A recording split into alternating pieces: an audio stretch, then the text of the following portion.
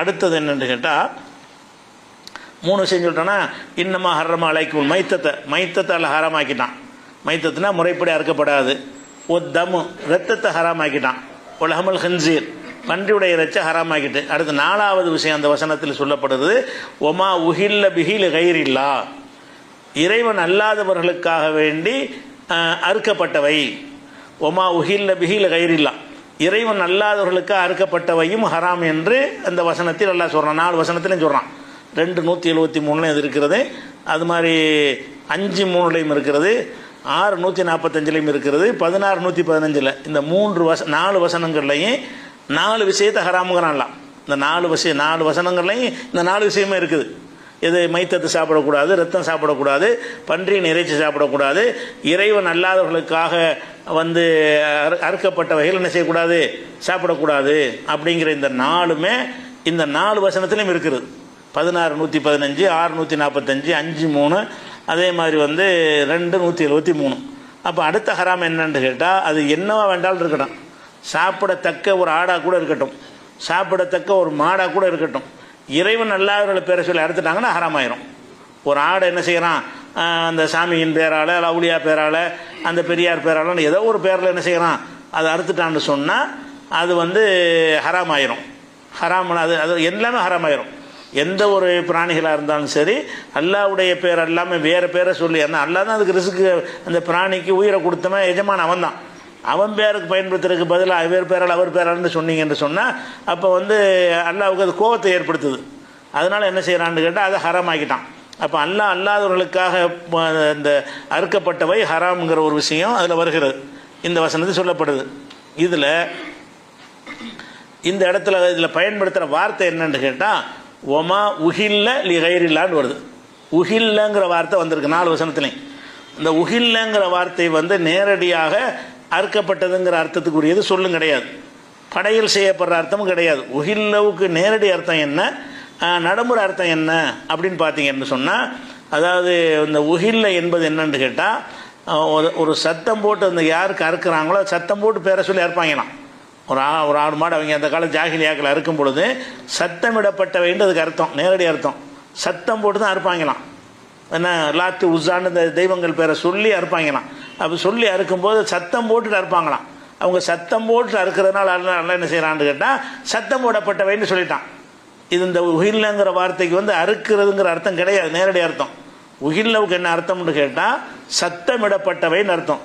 ஏன் அந்த வார்த்தை எல்லாம் சொல்கிறான்னு கேட்டால், அன்றைய ஜாகிலியா காலத்தில் சாமிக்காக வேண்டி எதை அறுத்தாலும் அதை என்ன செய்வாங்க, ஒரு பெரிய தக்பீர் முழக்கம் மாதிரி ஒரு பயங்கரமாக சத்தம் போட்டு என்ன செய்வாங்க, அதை அந்த பிராணிகளை அறுப்பாங்க.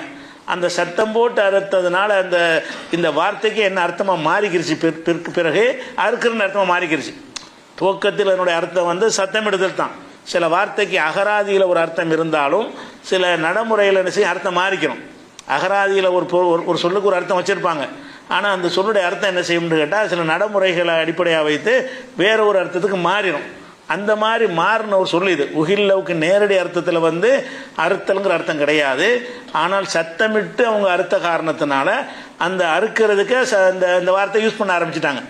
உஹில்லன்னா சத்தமிடப்பட்ட வேண்டாலும் சும்மா சத்தம் போடுறதெல்லாம் அந்த செய்ய மாட்டாங்க. ஒருத்தன் கத்திர பிஸ்மில்லான்னு சத்தம் போடுறான், அப்போ அது ஹராமாயிருமா?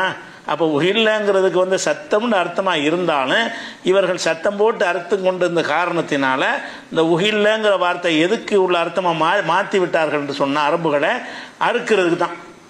உஹில்லன்னு அறுத்துரு. இப்போ இந்த வசனத்தில் என்ன வருதுன்னா, இறைவன் அல்லாதவர்களுக்காக அறுக்கப்பட்டதுன்னு அர்த்தம் வருது. இந்த உஹில்லவுக்கு என்ன அர்த்தம் என்பதை நாம ஒரு முக்கியமான ஒரு ஆய்வு சம்பந்தப்பட்ட ஒரு விஷயமா இருக்கனால தப்சீர்களை மையமாக வச்சு சொல்லிட்டு இந்த வேற விஷயத்துக்கு நான் வர்றேன். முக்கியமான டாபிக் அதில் இருக்குது.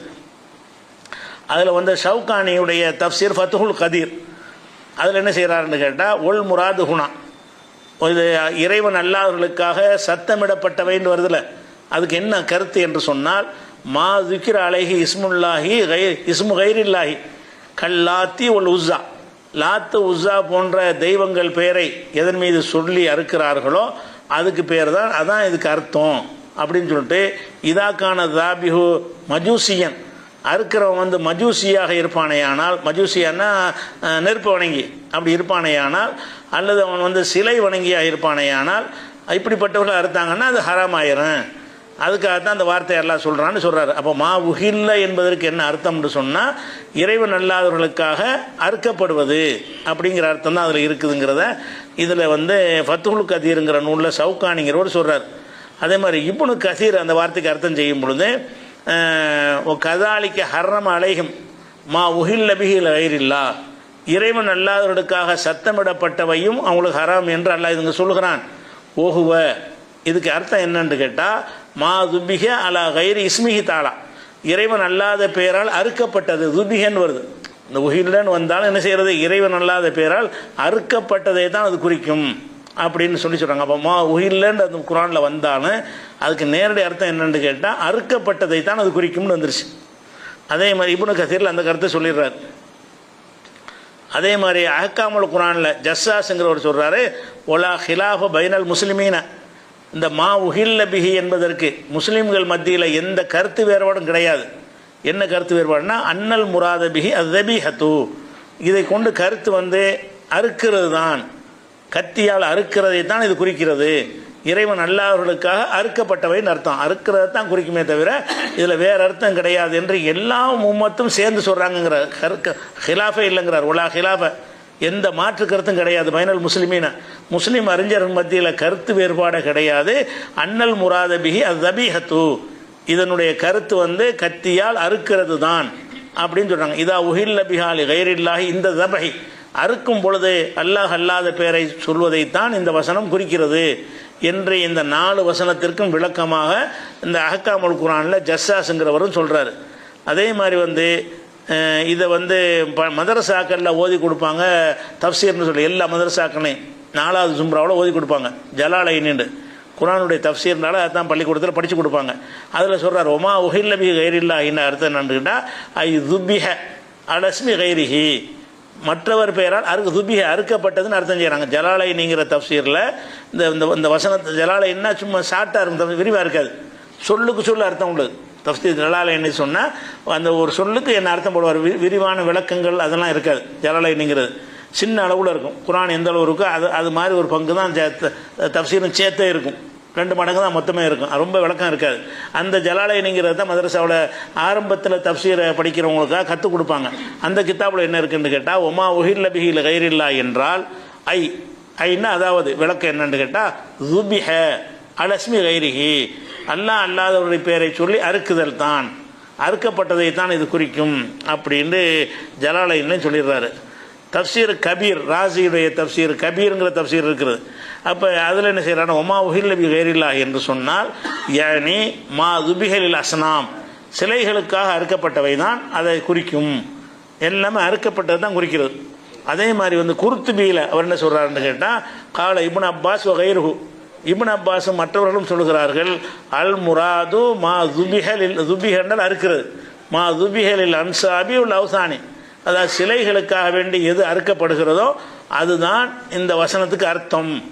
ஒமா உஹில்ல பிஹி கைரில்லா என்றால் அல்லாஹ் அல்லாதவர்களுக்காக வேண்டி அறுக்கப்பட்டது அப்படிங்கிற அர்த்தத்தை குர்துபிலையும் அவர் சொல்கிறாரு. பகவிங்கிற எதுக்கு இவ்வளவு சொல்கிறேன்னா ஒரு காரணத்தை சொல்கிறேன். இந்த நான் சொல்லக்கூடிய விஷயம் வந்து இல்லாத ஒன்று கிடையாது, ஏகமானதாக அனைவரும் ஒத்துக்கிட்ட ஒரு விஷயம். அதே மாதிரி வந்து தஃப்சீர் பகவின்னு ஒரு தஃப்சீர் இருக்கிறது. அவர் என்ன செய்கிறாருன்னு கேட்டால் அந்த அகல்ல என்றதுக்கு சத்தமிடுவது அர்த்தமாக இருந்தாலும் அந்த சொல்லை வந்து அறுக்குதலுக்கு பின்னாடி மாற்றி விட்டார்கள், பயன்படுத்த ஆரம்பித்து விட்டார்கள். அந்த எல்லா சத்தமிடுவதுக்கும் உஹில்லன்னு சொல்ல மாட்டாங்க, அறுக்கும்போது சத்தமிடுவதற்கு சொன்ன காரணத்தினால உஹில்லன்னால அறுக்கிறன்னு அர்த்தம் மாறிவிட்டார்கள்னு சொல்லி ஹத்தா கீழலை குள்ளி தாபிகின், ஒவ்வொரு அறுப்பவனுக்கும் என்ன செய்யப்பட்டுச்சுன்னா ஒல்லம் எஜிகர் பி தஸ்மியத்தை, சத்தம் போட்டு அவன் அறுக்கா விட்டாலும் சரி, அறுத்துட்டானால முகிலும் அகல்ல பயன்படுத்திடுவாங்க. சத்தம் இருக்குன்னு அவசியம் கிடையாது, சத்தம் போட்டு முதல்ல அறுத்தாங்க, பிறகு என்ன ஆயிடுச்சுன்னா அறுத்தா அவனுக்கு பேர் அகல்லன்னு அர்த்தம். அவன் சத்தம் இல்லாமல் வாய்க்குள்ளே சொல்லி கூட அறுத்துட்டு போகிறான், அது எல்லாம் பிரச்சனை இல்லை. இப்போ அறுக்கிறது தான் அதனுடைய அர்த்தம் மாறிவிட்டதுன்னு சொல்லி பகவி அவர்கள் என்ன செய்கிறாங்க, தஃப்சீர் பகவியில் சொல்லி காட்டுறாங்க. அதே மாதிரி பைலாவின்னு ஒரு தஃப்சீர் மதரசாக்களில் ஓதி கொடுக்குற தஃப்சீருக்கு 7வது ஜும்ரா கடைசி வகுப்பில் சொல்லிக் கொடுப்பாங்க, சுன்ன ஜமாத் மதரசாக்கள்லாம்.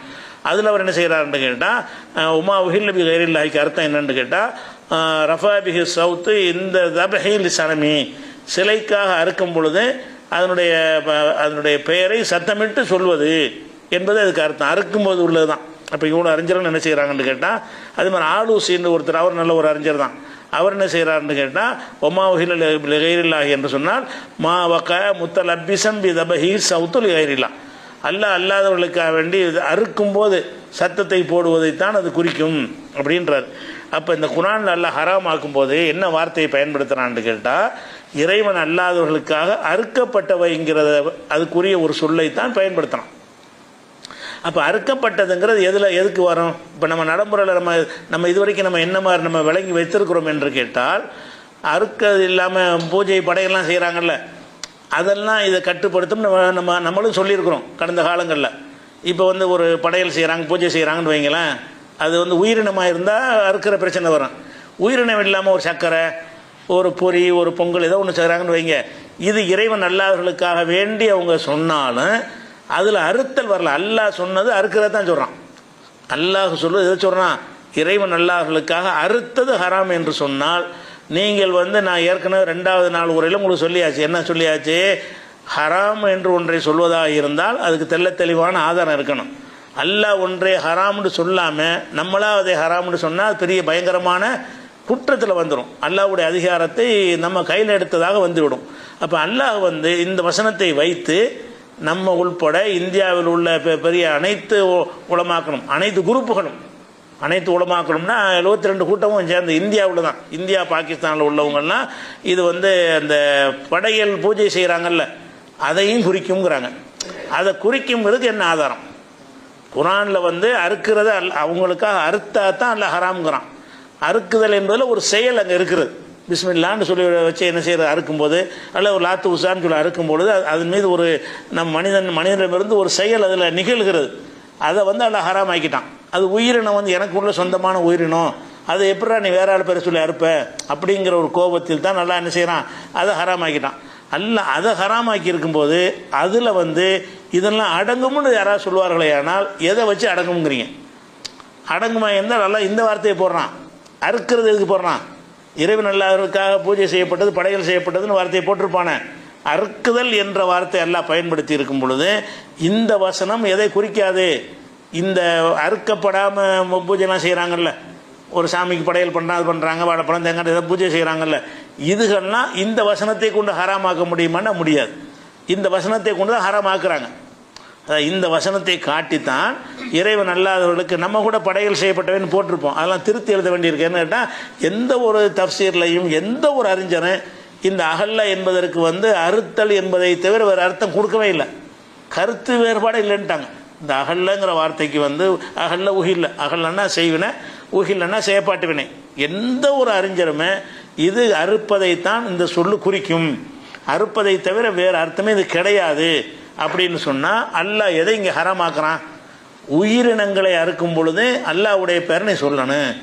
உயிரினங்களை அறுக்கும் பொழுது வேற ஒரு ஆட்டை அறுக்கும் பொழுது அப்துல் காதர் ஜிலானி பெயரால், நாகூர் ஆண்டவர் பெயரால், அல்லது அந்த காளியம்மா பெயரால், மாரியம்மா பெயரால் இப்படி சொல்லி அறுத்தாயானால், அப்போ இறைவன் அல்லாஹ்வுகளுக்கு நீ அறுத்தால் அது என்னவாயின? அது ஹராம் ஆகிவிடும். முறைப்படி அறுத்தா கூட, ரத்தங்கள்லாம் ஓட்டப்பட்டாலும் கூட நீங்கள் வேற ஆள் பேரை சொல்லிவிட்டு அது என்னவாயிரும்? ஹராம் ஆயிரும்னு இந்த வசனம் எல்லாம் சொல்லப்படுது. அப்போ இந்த வசனத்தில் உள்ள விஷயம் என்ன சொல்லுதோ அதுதான் சட்டம். அது சொல்லாத ஒன்றை நம்ம ஒரு விளக்கமாக சொல்வோமேயானால் அது நம்ம அல்லாஹ் சொல்லாததை சொன்னதாக ஆகிரும். எந்த ஒன்றுக்கும் ஹராம் ஆக்குறதுக்கு தெளிவான ஆதாரம் இருக்கணும். ஹலால் ஆக்குறதுக்கு கூட தெளிவான ஆதாரம் தேவையில்லை. ஏன்னுட்டா எல்லாம் ஹலால் தானே.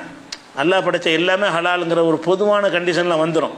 ஹராம்னு சொல்வதாக இருந்தால் இதை அதாவது மற்ற பூஜையெல்லாம் செய்கிறான்னு வைங்களேன். ஒரு வயலில் விவசாயம் பண்ணுறான். விவசாயம் பண்ணுற எல்லாருமே அதுக்கு ஒரு பூஜை செஞ்சுட்டு தான் விவசாயம் பண்ணுவான். விளங்குதா? அவன் விதை விதைக்குவான். அந்த விதைக்கு பூஜை செஞ்சு தான் என்ன செய்வான்? அந்த விதையை விதைக்குவான். அதுலேருந்து உற்பத்தி ஆகி வரக்கூடியதை நம்ம சாப்பிட்லாமான்னா சாப்பிடக்கூடாதுன்னு சொல்ல வேண்டி வரும். அதை சாப்பிட்டு தான் இருக்கிறோம். நம்ம காசு கொடுத்து வாங்கி சாப்பிடணும். சும்மா இருந்தால் சாப்பிட்லாமான்னா அப்போ சாப்பிட்லாம் தான் சொல்லுவோம். நாங்கள் காசு கொடுத்து வாங்கிட்டோமே ஒரு பதிலை சொன்னாலும் சரி ஓசியாக தர்றான், நீங்கள் சாப்பிட்லாமான்னா என்ன செய்வீங்க? சாப்பிடலாம். அது எப்படி சாப்பிடுவீங்க? இவங்க அந்த கேள்வி வரதில்லை. ஆனால் அதை கண்டுக்கிறாமல் நம்ம போயிட்டு இருந்துருக்குறோம். ஆனால் சட்டப்படி அப்போ கூடாதுன்னு அதுவும் தான் கூடாதுன்னு சொல்லணும்.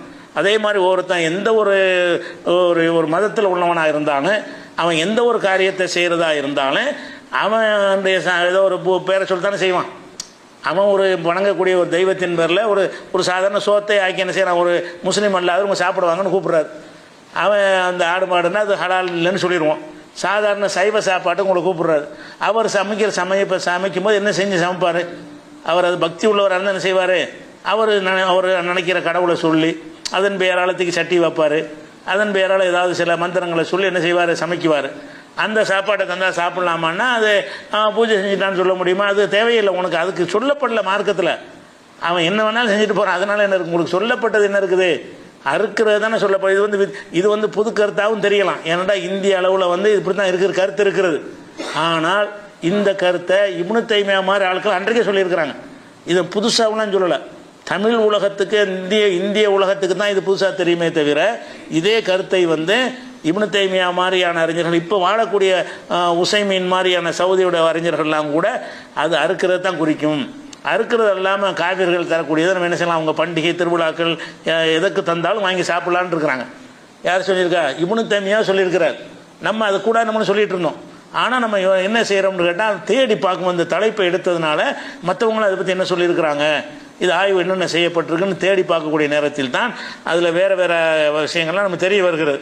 அதில் என்ன வருதுன்னு கேட்டால், உதாரணமாக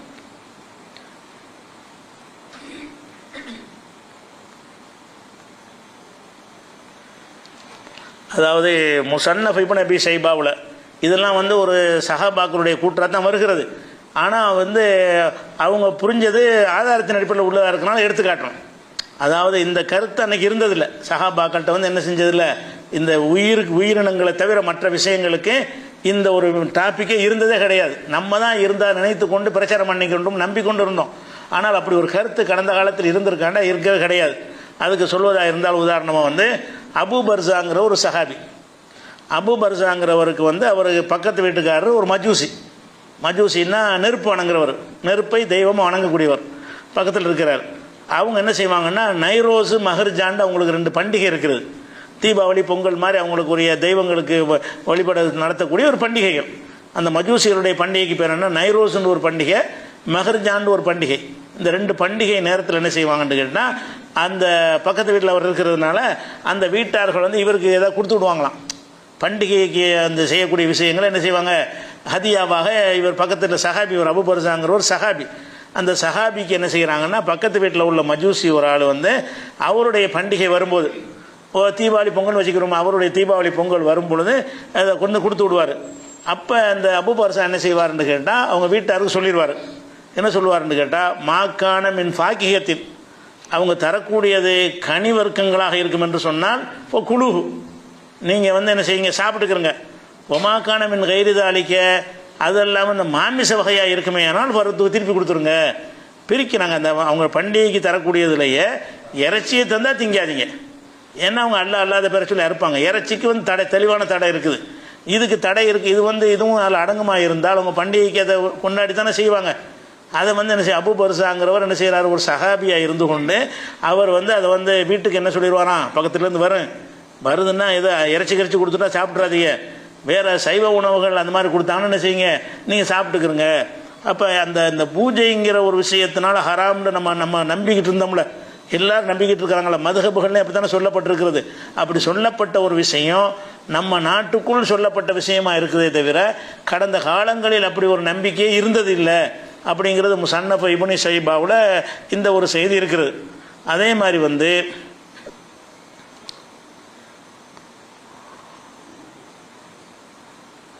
ஆயிஷா நாயகி சம்பந்தமாக ஒரு விஷயம் வருது. என்ன வருதுன்னு கேட்டால், ஆயிஷா நாய்கிட்ட ஒரு அம்மா கேட்குறாங்க. அவங்க என்ன கேட்குறாங்கன்னா, எங்கள் பக்கத்து வீட்டில் மஜூசி இனத்தை சேர்ந்த ஒரு பெண்கள் இருக்கிறாங்க, பெண்கள் குடியிருக்கிறாங்க. அவங்களுக்கு சில பண்டிகைகள் வந்துடுது. அந்த பண்டிகையிலேருந்து இப்போ எகுதுன்னு இல்லைனா எங்களுக்கு ஹதியாவை ஏதாவது கொடுத்து விட்றாங்க. பண்டிகை வந்தவுடனே தீபாவளிக்கு நம்ம நண்பர்கள் இருந்தால் கொடுத்து விடுவாங்கல்ல, அந்த மாதிரி தர்றாங்க. நாங்கள் என்ன செய்கிறதுன்னு ஆயிஷா நாய்கிட்ட கேட்குறாங்க. ஒரு அம்மா ஆயிஷா நாய்கிட்ட கேட்குறாங்க, எங்கள் பக்கத்து வீட்டில் இந்த மாதிரி மஜூசின்னா இந்த முஷரிக்கு தான், நெருப்பு வணங்கினா முஷரிக்கு தானே, இணை கற்பிக்கக்கூடிய ஒரு சமுதாயம் இருக்குது. அந்த சமுதாயத்து பெண்கள் எங்களுக்கு ஏதோ அன்பளிப்பை கொடுத்து விட்றாங்க, ஹதியாவா. எப்போ கொடுக்குறாங்கன்னா அந்த பண்டிகை தினத்தில்.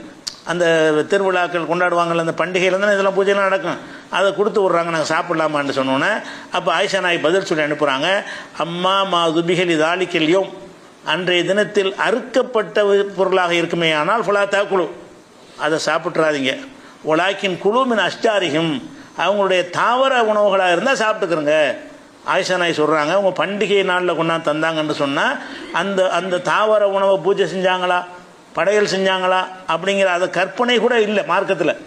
இந்த அறுக்க உயிரினத்துக்கு தான் அந்த டாபிக் எடுக்க குரானில் இருக்கே தவிர, அப்படி இருந்ததுனால தான் இப்போ ஆயிஷா நாய் இதை எதுக்கு எடுத்து காட்டுறோம்னு கேட்டால், குரானில் உள்ளதுக்கு ஏற்ப அவங்க விளங்கியிருக்கிறாங்க. குரான் அதானே சொல்லுது, குரான் வந்து அறுக்கிறது தானே ஹராமுங்குது. அப்போ ஆயிஷா நாயும் கரெக்டாக சொல்கிறாங்க. அவங்கள்ட்ட வந்து கேட்கும் பொழுது மா துபிகலி தாலிக்கல்யும், அன்றைய தினத்துக்கு துபிக அறுக்கப்பட்டதாக இருந்தால், உயிருள்ள ஜீவனாக இருந்தால், உயிருள்ள ஜீவனை நீங்கள் செஞ்சீங்க என்று சொன்னால் ஃபுலாத்தா குழு சாப்பிடாதீங்க. ஒலாக்கின் குழு மின் அஷ்ஜாரிகும், அவங்களுடைய ஷஜர்கள், ஷஜர்னா தாவரங்கள், தாவர வர்க்கங்களை உருளைக்கிழங்கு கத்திரிக்காய் அது மாதிரி தந்தாங்கன்னு சொன்னால் நீங்கள் என்ன செய்யுங்க, சாப்பிட்டுக்கிறங்க அப்படின்னு சொல்லி ஆயிஷா நாய் சொன்ன ஒரு செய்தியும் ஆதாரமாக இருக்கிறது. அதே மாதிரி வந்து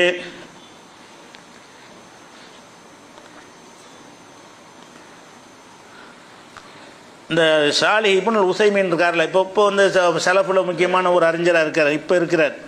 அவங்க என்ன செய்கிறாங்கன்னு கேட்டால், அவர் சொல்கிறார், ஒஹ்தலஃபல் உலமாவு, உலமாக்கள் வந்து இருகருத்து கொண்டிருக்கிறார்கள்.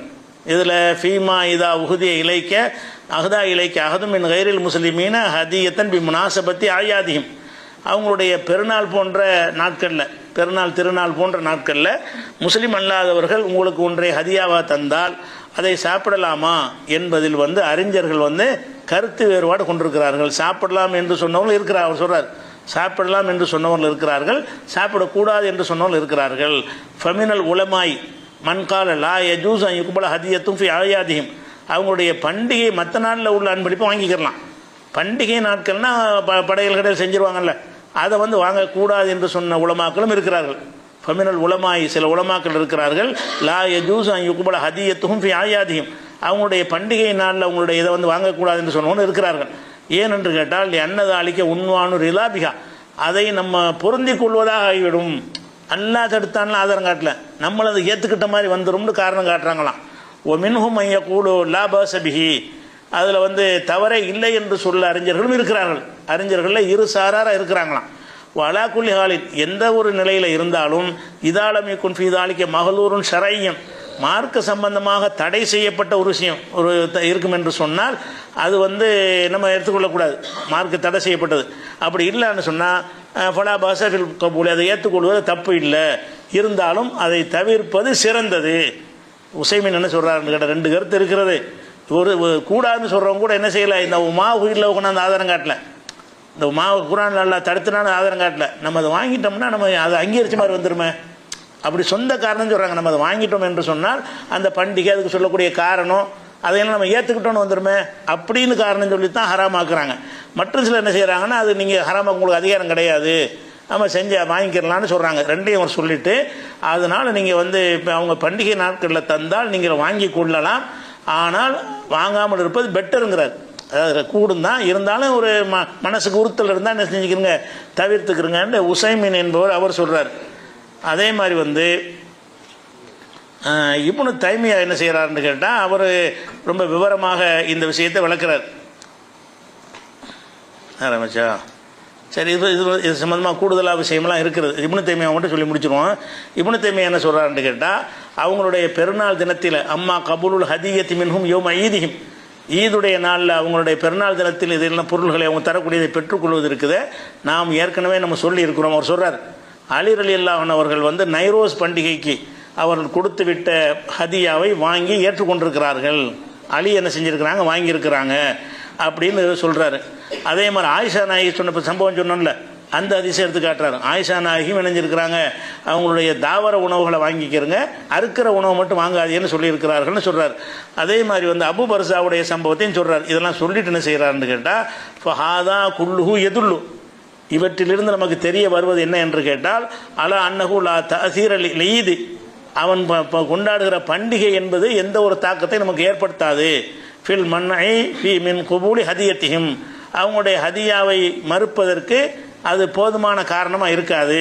பல் ஹுக்குமுஹா ஃபில் ஈதி வகைரிஹி சவாவுன். அது பெருநாளாக இருந்தாலும் சரி, அவனுடைய திருவிழா இல்லாத நாளாக இருந்தாலும் சரி, சட்டம் ஒரே பொதுவானது தான். பெருநாளைக்கு மட்டும் வாங்காத, மற்ற நாளில் வாங்கிக்கன்னு சொல்வதற்கு எந்த ஒரு முகாந்திரமும் இல்லை. என்னஹூ லைசபி தாலிக்கு யானத்துள்ளகும் அலா ஷாயிர் குஃபுரியும். இப்படி வாங்கி கொள்வதனால அவங்களுடைய குஃபுருக்கு நம்ம சப்போர்ட் பண்ணோன்ற அர்த்தத்தில் வராது. இப்னு தய்மிய்யா சொல்கிறார், வாங்கிக்கிட்டதுனால அவங்க குஃபுருக்கு நம்ம சப்போர்ட் பண்ணோன்ற அர்த்தத்தில் வராது அப்படின்னு சொல்லி இப்னு தய்மிய்யாவும் சொல்கிறார். அப்போ நம்ம என்ன பார்க்குறோம்னு கேட்டால், அந்த ஒமாவு 4வது விஷயம்ல ஹராம் ஆக்குறானே, அதில் சொல்வது ஒமா உஹில்ல லி கைரில்லா, ஒமா உஹில்ல பிஹிலி கைரில்லா, இப்படிங்கிற 2 வாசகம் வருது. எல்லாத்துக்கும் என்ன அர்த்தம்னு கேட்டால், அல்லாஹ் அல்லாதவர்களுக்கு பேரில் அறுக்கப்பட்டது ஹராம். அறுக்கப்பட்டது ஹராம் என்பது அது சொல்லுமே தவிர, அறுக்கப்படாமல் அவர்கள் வேறு எதாவது செஞ்சாங்கன்னு சொன்னால் அந்த உணவுகளை அது குறிக்கவே குறிக்காது. அது குறிக்குதுன்னு யாராவது சொல்வார்களே, ஆனால் அவங்க வேறு ஆதாரத்தோடு காட்டணும். இந்த அறுக்கப்பட்டதுக்கு குர்ஆன் தெளிவாக சொல்லிருச்சு. அறுப்பது சம்மந்தப்படாத உணவுக்குள்ள ஆதாரம் என்னன்னு கேளுங்க. ஆதாரம் என்ன சொல்லுவாங்கன்னு, அது நம்ம சப்போர்ட் பண்ணுற மாதிரி வருதுல்ல, அப்படிங்க இப்படி தான் ஒரு காரணம். அதாவது சுயமாக ஒரு காரணம் சொல்கிறாங்களே தவிர, இந்த வசனத்தின் அடிப்படையில் அதை சொல்கிறோம், இந்த ஹதீஸ் அடிப்படையில் சொல்கிறோன்னு சொல்லாமல் அது குஃபருக்கு துணை செய்கிற மாதிரி ஆகும். அப்போ யகூதியுடைய சாப்பாடு எல்லாம் ஹலால் ஆக்கியிருக்கான், துணை செய்கிற மாதிரி ஆகுமா? யகூதி அறுக்கிறத நம்ம சாப்பாடெல்லாம் ஹலால் ஆக்கியிருக்கிறான்ல, அதனால் அவனுக்கு துணை செஞ்ச மாதிரி ஆகுமா? இப்படியா புரிகிறது? அப்படி பெரிய ஆதாரம் வேணும். ஹராம்னு சொல்ல ஆதாரம் வேணும். இது சம்மந்தமான கூடுதல் விவரங்களை இன்ஷா அல்லாஹ் நம்ம புதுசாக நீங்கள் நினைப்பீங்க, ஆனால் இது கடந்த காலத்தில் எல்லா பக்கமும் இருக்குது தான். இங்கே நமக்கு இப்படி நம்ம இந்த நம்பிக்கையில் இருந்துக்கிட்டு இருக்கோம். அதனால் இதை விளங்கிக்கொள்ளணும்னு கூடுதலாக இன்ஷா அல்லாஹ் நாளைக்கு மேலே பார்ப்போம். அஸ்ஸலாமு அலைக்கும். நேற்றைய தினம் கடைசியாக நம்ம குறிப்பிட்ட விஷயம் என்னவென்று சொன்னால், அல்லாஹ் அல்லாதவர்களுடைய பெயரை சொல்லி அறுக்கப்பட்டவைகள் தான் நமக்கு ஹராமாக்கப்பட்டிருக்கிறது. பிற பொருட்களை அறுக்கப்படுது, உயிரினம் அல்லாத பொருட்களை கடவுளுக்கு படையல் என்று செய்வார்கள் என்று சொன்னால், அது ஹராம் என்று சொல்வதற்கு எந்த ஒரு ஆதாரமும் இல்லை என்பதை நேற்று சுருக்கமாக நம்ம சொன்னோம். இது குறித்து கொஞ்சம் கூடுதல் விளக்கம் சொல்ல வேண்டிய அவசியம் ஏற்பட்டிருக்கிறது. அதுக்கு முன்னாடி நம்ம பிரச்சாரத்தை துவங்கிய காலத்தில் இருந்து எடுத்துக்கொண்டோம்னு சொன்னால், பூஜை செஞ்சது, படையல் போட்டது, பாத்தியா ஓதுனது, இந்த உணவுகளெல்லாம் ஹராம், அதை சாப்பிடக்கூடாது என்று நம்ம தொடர்ந்து பிரச்சாரம் பண்ணி வந்தோம்.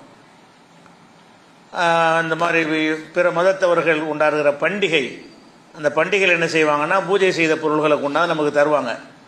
பூஜை செய்த உணவுகளை நாங்கள் ஏற்றுக்கொள்ள மாட்டோம்னு சொல்வதனால நமக்காக வேண்டி என்ன செய்வாங்கன்னா, பூஜை செய்யலைன்னு சொல்லி எடுத்து வச்சு தர்ற அளவுக்கெல்லாம் இந்த மனிதநேயத்தோட பிற மத மக்கள் நடந்து கொள்வார்கள். அப்போ இதை சொன்னோம் என்று கேட்டால், ஆரம்ப காலத்தில் இந்து சமுதாய மக்களோட நம்ம அங்கே உள்ள மக்கள் பழகும் பொழுது அவங்க அந்த பூஜையை செய்கிறத பார்க்குறாங்க. கடவுளுக்காக வேண்டி வாழைப்பழம், அந்த மாதிரி சர்க்கரை, இந்த மாதிரி பொருள்களை எல்லாம், தேங்காய், இதுகளை எல்லாம் படையல் செய்யக்கூடிய காட்சியை பார்க்குறாங்க. உணவுகளை கூட படையல் செய்கிறத பார்க்குறாங்க. பார்த்துட்டு அன்றைக்கு இருந்த நம்ம இந்திய பகுதியில் இருந்த உலமாக்கள் என்ன செய்கிறாங்கன்னா, இது படையல் செய்கிறாங்களே, கடவுளுக்குன்னு படையல் செய்யும் பொழுது அது ஹராமாக தான் ஆகும் அப்படின்ட்டு அவங்க அந்த கருத்தை முன் வச்சுருந்தாங்க. அதில் ஷாபி, ஹனபின்னு இருக்கக்கூடிய மதுஹபுக்காரங்களாக இருந்தாலும் சரி, தப்லீக்கு மற்ற சுன்னத் ஜமாத்துக்காரங்களாக இருந்தாலும் சரி, எல்லாருமே இந்த கருத்தில் தான் துவக்க காலத்திலேருந்து இருந்துக்கிட்டு வர்றாங்க. நாமளும் ஏகத்துவத்தை பிரச்சாரம் பண்ணும் பொழுது இந்த கருத்து ஷிர்க்குக்கு எதிரானதாக இருக்குதுல்ல, அந்த பூஜை செஞ்சதை சாப்பிடக்கூடாது அப்படின்னு சொல்லும் பொழுது ஒரு ஷிர்க்குக்கு எதிரான ஒரு கடுமையான நிலைப்பாடாக இருக்குது என்கிற கோணத்தில் நாமளும் அதான் சரின்னு சொல்லி வந்தோம். நம்மளும் என்ன செஞ்சோம்னு கேட்டால், அந்த பூஜை செஞ்சது, அது அவுளியாவுக்கு பூஜை செஞ்சாலும் சரி தான், சிலைகளுக்கு செஞ்சாலும் சரி தான், அந்த உணவுகளை சாப்பிடக்கூடாது அப்படிங்கிறத தான் நம்ம தொடர்ந்து சொல்லி வந்தோம். அதில் மாற்று கிடையாது. ஆனால் இப்போ நம்ம ஆய்வு செய்யும் பொழுது அந்த கருத்துக்கு எந்த ஒரு ஆதாரத்தையும் நம்ம காண முடியவில்லை. குர்ஆன்லையும் ஹதீஸ்லையும் அந்த கருத்துக்கு எந்த ஆதாரத்தையும் காண முடியவில்லை என்ற ஒரு நிலைப்பாட்டை நம்ம எடுக்கிறோம். அதை எடுக்கிறதுக்கு முன்னாடி ஒரு விஷயத்தை நம்ம புரிந்து கொள்ள வேண்டும். மார்க்கம் என்று ஒரு முடிவு எடுப்பதாக இருந்தால் அது ஆதாரத்தின் அடிப்படையில் தான் எடுக்கணும். சில விஷயங்களை நம்ம தவறாக புரிந்து கொண்டு ஒன்றை சொல்லி இருந்தாலும் பிறகு ஆதாரங்களோடு ஒன்று தெரிய வரும் என்று சொன்னால் அதை மக்களுக்கு பயந்து மறைச்சிடக்கூடாது. எது சரின்னு வருதோ என்ன சொல்லிடணும். இவ்வளோ காலமாக முஸ்லீம் அல்லாத மக்கள்லாம் கூட அந்த இஸ்லாம் இணைய மார்க்கத்தில் கேள்வி கேட்பாங்க. நாங்கள் கொடுக்குற பொருள்களை நீங்கள் ஏன் சாப்பிட்றது இல்லை, நீங்கள் எதை கொடுத்தாலும் நாங்கள் சாப்பிட்றோம், ஆனால் நாங்கள் கொடுக்குற அந்த படையல் செய்யப்பட்டதுன்னு சொல்லி நாங்கள் கொடுக்குற தீபாவளி இந்த மாதிரி பொங்கலில் கொடுக்குற பதார்த்தங்களை எல்லாம் முஸ்லீம்கள் மறுக்கிறது காரணம் என்னன்னு கேட்பாங்க. நம்ம அதுக்குரிய காரணத்தை விளக்குவோம். ஏன் மறுக்கிறோம் என்று கேட்டால், நீங்கள் அந்த புனிதம் ஒரு பொருள்களை புனிதம் என்று நீங்கள் ஆக்குறீங்க, அது புனிதம் ஆகாது. சர்க்கரைங்கிறது சர்க்கரையாக தான் இருக்குமே தவிர நீங்கள் ஏதோ சில மந்திரங்கள் சொன்ன காரணத்தினால் அதில் ஒரு புனிதத்தன்மையெல்லாம் வராது, அது ஒரு பொய்யான நம்பிக்கையாக இருக்குது என்ற காரணத்தினால் நாங்கள் அதை ஏற்றுக்கொள்வது இல்லை அப்படின்னு விளக்கம்லாம் சொல்லியிருக்கிறோம். அந்த நிலைப்பாட்டில் இருக்கும் பொழுது அதுக்கு லாஜிக்காக அவங்கள புரிந்து கொள்வதற்காக இந்த பதிலை கூட நம்ம சொல்லியிருக்கிறோம். அது மார்க்கத்தில் ஆதாரம் இருந்தால் அதை மாற்றிக்கிற தேவையில்லை. ஆனால் இப்போ உணவுகளுங்கிற தலைப்பை வைத்து நம்ம தேடும் பொழுது தான் அப்போ இதுக்கு ஒரு ஆதாரத்தையும் இல்லையே. கடந்த காலங்கள்லையும் கூட அரபு உலகத்தில் உள்ள அறிஞர்களும் இதை சொன்னது இல்லை, கடந்த காலத்திலையும் கூட சொன்னதில்லை. அரபு பிரதேசம் அல்லாத பகுதியில் உள்ள அறிஞர்கள் தான் இதை பார்க்குறாங்க. அங்கெல்லாம் இது மாதிரியான பழக்கம் இல்லைன்னு நினைக்கிறேன். அரபுலையெல்லாம் உயிரினங்களை தான் கடவுளுக்கு பலியிடுவாங்க, மற்றது அந்த மாதிரி ஒன்று இருந்திருக்காதுன்னு நான் நினைக்கிறேன். அதனால் அதை பற்றி அவங்க அந்த பூஜை செய்யப்பட்டது படையல் செய்யப்பட்டதுங்கிற ஒரு கான்செப்டை அவங்க எடுக்கலை. அப்போ நம்ம சிந்தித்து பார்க்கணும் என்ன செய்யுதுன்னு கேட்டால், இது சரியில்லை, இவ்வளோ காலம் சொன்னதுன்ற பார்க்கக்கூடாது. ஏன்னு கேட்டால் அல்லாஹ் குர்ஆனில் நம்ம கடுமையாக எச்சரிக்கிறான். நான் ஹலாலாக்கின ஒன்றை ஹராமாக்குறவன் யார்? இப்போ அரிசி எல்லாம் ஹராம் ஆக்கிட்டான், தேங்காய் எல்லாம் ஹராம் ஆக்கிட்டான், சர்க்கரை தேங்காய் எல்லாம் ஹலால் ஆக்கிட்டான், அரிசி ஹலால் ஆக்கிட்டான். அதை ஒருத்தன் என்னத்தையோ சொன்னதுனால ஹராம் ஆகும்னு சொன்னால் அது ஆக்குறது யார்? அந்த பொருள்கள் தூய்மையான பொருள், நான் வழங்கிய தூய்மையான பொருட்களை ஹராமான பொருட்களை ஹராமாக்குன்னு அது வேறு விஷயம். தடுக்கப்பட்ட பொருள் இல்லை, அவங்க படையல் செஞ்சு தர்ற பொருளுங்கிறாங்களே, அது என்னவா இருக்கும்? உணவுப் பொருளாக தான் இருக்கும். படையல் செய்து தருவது ஒரு பொரியாக இருக்கும், ஒரு சுண்டலாக இருக்கும், ஒரு சர்க்கரையாக இருக்கும், ஒரு தேங்காயாக இருக்கும், ஒரு வாழைப்பழமாக இருக்கும், ஏதோ ஒரு உணவுப் பொருளை தான் கொண்டாந்து தர்றாங்க. அந்த பொருள்கள்லாம் அல்லாஹ்வுடைய பாதையில் தையிபா தூயவைகள், அல்லாஹ்வுடைய பார்வையில் தூய்மையானவைகள். தூய்மையானவைகளை நான் அடியாருக்கு வழங்கி இருக்கும்போது அதை நீ எப்படி ஹராமாக்கலாம்? தூய்மையான ஒன்றில் ஹராமாக்குற அதிகாரம் எனக்கு தானே இருக்குது, நீங்கள் ஆக்கினீங்கன்னா எனக்கு பிடிக்காதுங்கிற அளவில் கடுமையான ஒரு நிலைப்பாட்டை அல்லாஹ் குர்ஆனில் நமக்கு சொல்லுகிறான். அப்போ நம்ம என்ன யோசிக்கிறோம்னு கேட்டால், இதை இது சோறு தான், இது சர்க்கரை தான், இது அவன் என்னமோ சொன்னதுனால அது ஹராம்னு நம்ம சொல்வதாக இருந்தால், அப்படி அல்லாஹ் சொன்னானா? இந்த பொருளை ஹராம பன்றியை தந்தால் நம்ம சாப்பிட மாட்டோம், அவன் செத்த இதை சமைச்சு கொண்டாந்து சாப்பிட மாட்டோம், அது ஹராமாக்கப்பட்டது, தூய்மையற்றது. தூய்மை என்று அல்லாஹ்வால் ஆக்கப்பட்டது. நேற்று வரைக்கும் அதை தூய்மைன்னு நம்மளும் சாப்பிட்டுட்டு தானே இருக்கிறோம். நம்ம உணவுகளை, தேங்காய்களை, அரிசிகளை, பருப்புகளை சாப்பிட்டுக்கிட்டு தான் இருக்கிறோம். அந்த ஹலால் அல்லாஹ் ஆக்கின ஒன்றை எவனோ எதையோ செஞ்சாங்கிறதுக்காக ஹராமாக்குவது இது அல்லாஹ்வுக்கு எதிரான ஒரு நிலைப்பாடாக தான் ஆகும். அப்படிங்க அதையும் ஒரு நினைவுபடுத்திட்டு அந்த கூடுதல் தகவலை என்ன நினைவுபடுத்துகிறோம்னு கேட்டால், இப்போ திருக்குர்ஆனில் அது சம்பந்தமான வசனம் என்னன்னு கேட்டால் 117 வசனத்தை எடுத்துக்கிறங்க. ஒலா தகூலு லிமா தசிஃபு அல்சினத்துக்குமுல் கதிப, உங்கள் நாவுகளால் பொய்களை உண்டாக்கி ஹாதா ஹலாலுன் ஹாதா ஹராமுன், இது ஹலாலு இது ஹராம் என்று சொல்லாதீங்க. லி தஃப்தரு அலல்லாஹில் கதிப, அல்லாஹ் மேலே பொய்யை இட்டுக்கட்டி இது ஹலால் இது ஹராம் என்று நீங்களா இட்டுக்கட்டி சொல்லாதீங்க. அது நான் தான் சொல்லணும். ஹராம்டா நான் அனைத்தையும் உங்களுக்கு நான் படைச்சிட்டேன், அதில் ஏதாவது ஹராம் என்று முடிவெடுப்பதாக இருந்தால் படைத்தவனாகிய நான் தான் எடுக்கணுமே தவிர நீங்கள் எடுக்கக்கூடாதுங்கிற ஒரு விஷயத்தை 117 அல்லாஹ் சொல்லி காட்டுகிறான்.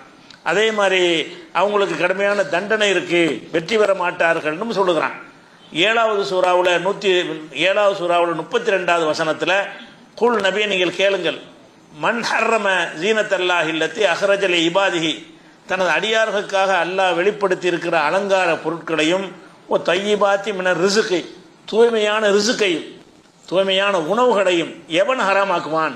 ஹராமாக்க எவனுக்கு அதிகாரம் இருக்குன்னு கேட்பீராக. நான் சாப்பிடத்தக்கதுன்னு ஆக்கியிருக்கிறேன், அதை நீ எப்படி ஹராமாக்க முடியும்? எவனுக்கு ஹராமாக்க இயலும் அப்படின்னு ஒரு வார்த்தை கேட்பதன் மூலமாக இந்த ஹராமாக்குற விஷய முடிவு அல்லாஹ் எடுக்காம, அல்லாஹ் நமக்கு சொல்லாமல் நம்மளா எடுத்தோம்னு சொன்னால் அது கடும் குற்றத்தில் வந்துவிடும். அதை நம்ம அடிப்படையை விளங்கிக்கிறணுங்கிற வச்சுக்கிறோம். அதே மாதிரி 10:59 வசனத்தில் அல்லாஹ் சொல்லி காட்டுகிறான், குல் அரைத்தும் மா அன்சலல்லாஹு லக்கும் மின் ரிஸ்கின், அல்லாஹ் உங்களுக்கு ரிசுக்கை இறக்கி வைத்திருக்க ஃபஜஅல்தும் மின்ஹு ஹலாலன் வ ஹராமன், நீங்களாக ஹலால் ஹராம்னு ஏற்படுத்துறீங்க. நான் உங்களுக்கு ரிசுக்கை தந்திருக்கிறேன். நம்ம அந்த படையல் செஞ்ச பொருள் உள்பட அல்லாஹ் தந்த ரிசுக்கு தானே. நான் உங்களுக்கு ரிசுக்கை தந்திருக்கிறேன். ஃபஜஅல்தும் மின்ஹு ஹலாலன் வ ஹராமன், நீங்கள் அதிலேருந்து ஹராமு ஹலாலை நீங்களாக ஏற்படுத்திருக்கிறீங்க. குல் நபியை நீங்கள் கேளுங்கள், அல்லாஹு அதினலக்கும், இதை அல்லாஹ் உங்களுக்கு சொன்னானா அம் அலல்லாஹி தப்தரூன், அல்லாஹ் மேலே இட்டு கட்டுறீங்களாம்.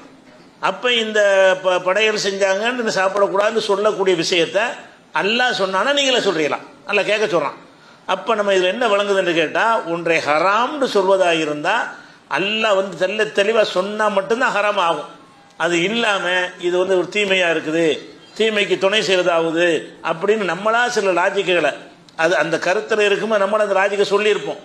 ஆனால் இந்த வசனத்தின்படி குற்றமாகவும் ஆகாதான். ஆதாரம் இல்லாமல் இருக்கும் பொழுது நம்ம அதை ஹராம் ஆக்கணும்னா அது வர குற்றம் இருக்குன்னு வருது. அதே மாதிரி 5வது சூறாவுல 87வது வசனத்தில் அல்லாஹ் சொல்லுகிறான், யா அய்யுஹல்லதீன ஆமனூ, நம்பிக்கை கொண்டவர்களே, லா துஹர்ரிமூ த்வய்யிபாத்தி மா அஹல்லல்லாஹு லக்கும், அல்லாஹ் உங்களுக்கு ஹலாலாக்கிய தூய்மையானவைகளை, தூய்மையானவை தான் அவர் அசிங்கமானது கிடையாது. படையல்னு செஞ்சு சொல்ல சாப்பிட்ற பொருளாக தான் இருக்குது, சாப்பிட அனுமதிக்கப்பட்டதாக தான் இருக்கிறது. அப்போ அல்லாஹ் உங்களுக்கு ஹலாலாக்கின தூய்மையான ஒன்றை நீங்கள் ஹராமாக்கி விடாதீர்கள். ஒடா தாழ்த்தது, இதில் வரம்பு மீறிடாதீங்க. வரம்புனா என்னது? நான் தான் ஆக்கணும், நீங்களா ஹராமாக்குனீங்கன்னா எல்லாம் மீறுறீங்க. ஒடா தாழ்த்தது, நீங்கள் வரம்பு மீறாதீர்கள். இன்னல்லாஹ லா யுஹிப்புல் முஅ்ததீன், வரம்பு மீறியவர்களை அல்லாஹ் நேசிக்க மாட்டான் அப்படிங்கிற ஒரு விஷயத்தை 5வது சூறாவில் 87 வசனத்தில் இருக்கிறது. அப்போ இதெல்லாம் எதை காட்டுதுன்னு கேட்டால், ஒன்றை ஹராம்னு நம்ம சொல்வதாக இது பார்க்குறோம். ஒரு சாமிக்கு முன்னாடி என்ன செய்கிறான், அந்த பொருளை கொண்டே வைக்கிறான், வச்சு கடவுளுக்குன்னு அவனை சொல்கிறான். இவன் சொன்னதுனால இப்படி ஹராமாகும். இவன் அறுக்கிறதுலையாவது ஒரு செயல்பாடு இருக்கிறது. பிராணிகளை கொண்டு என்ன செய்கிறான்னு கேட்டால் கடவுளுக்குன்னு சொல்லி அறுக்கிறான். பிஸ்மில்லான்னு சொல்கிறதுக்கு பதிலாக இந்த கடவுளின் பெயரால்னு சொல்லி அறுக்கும் பொழுது அதில் ஒரு செயல்பாடு அதில் உள்ள இருக்கிறது. ஆனால் இந்த மற்ற உணவுப் பொருள்களை படைக்கிறான்ல, காய்கறிகளையோ அல்லது தானியங்களையோ அல்லது வேறு உணவுப் பொருள்களையோ படைத்தார்கள் என்று சொன்னால், வேறு உணவுகளை அவங்க படைத்தார்கள் என்று சொன்னால் அதுக்கு என்ன இருக்கணும்னா தக்க ரீசன் இருக்கணும். என்னத்தினால இது ஹராம்னு சொல்கிறீங்கன்னு இருக்கணும். அப்போ அப்படி ஒரு ரீசன் இல்லை என்று சொன்னால் அது நம்மளா சொல்வது குற்றத்தில் வந்துடும் அப்படிங்கிறத வச்சுக்கிறணும். அது போக சிலர் என்ன செய்வாங்கன்னு கேட்டால், அல்லாஹ் சொல்லலை தான் இருந்தாலும் நமக்கு தெரியுதுல, இது அல்லாஹ் சொல்லலை, யாரும் அல்லாஹ் சொன்னால் சொல்ல மாட்டாங்க. அதாவது இந்த பூஜை பொருள்களை சாப்பிடக்கூடாது என்று யாராவது சொல்வார்களே ஆனால் அவர்கள் இது குர்ஆன் ஹதீஸில் இருக்குன்னு சொல்ல மாட்டார்கள். எப்படி சொல்வார்கள்னு கேட்டால், நல்ல சிறுக்கு நல்லா தெரியுதுல, சிறுக்குக்கு துணை செய்கிறோம்ல, இப்படி தான் சொல்லுவாங்களே தவிர அது சிறுக்கு என்பதில் மாற்றுக்கிறது கிடையாது. அவன் செய்கிற செயல் சிறுக்கு, அதுக்கு தண்டனை இருக்குது, அல்லாட்ட கேள்வி இருக்குது. இந்த உணவு எப்படி அவன் ஒரு மனுஷன் நினைச்சதை ஹராமாக்க முடியும்? அல்லாஹ் ஹலால் ஆக்கியிருக்கான். இவன் என்னத்தையும் சொன்னதுனால ஹராமாயிருந்தா என்ன அர்த்தம்? இவன் என்னத்தையும் மந்திரம் சொன்ன காரணத்தினால அது ஹராமாகும் என்று சொன்னால் அது எப்படி, அதை எங்கேருந்து எடுத்தீங்க அப்படின்னு கேட்டால் அவங்க லாஜிக்காக ஏதோ சில தத்துவங்களை தான் சொல்ல முடியுமே தவிர இது இந்த வசனத்தின்படி இது தப்பு, இந்த ஹதீஸின்படி இது தப்புன்னு சொல்ல முடியாது. அப்போ என்ன செய்வாங்கன்னா, அதை பற்றி அல்லாஹ் சொல்லலை தான், நமக்கே தெரியுதேம்பாங்க.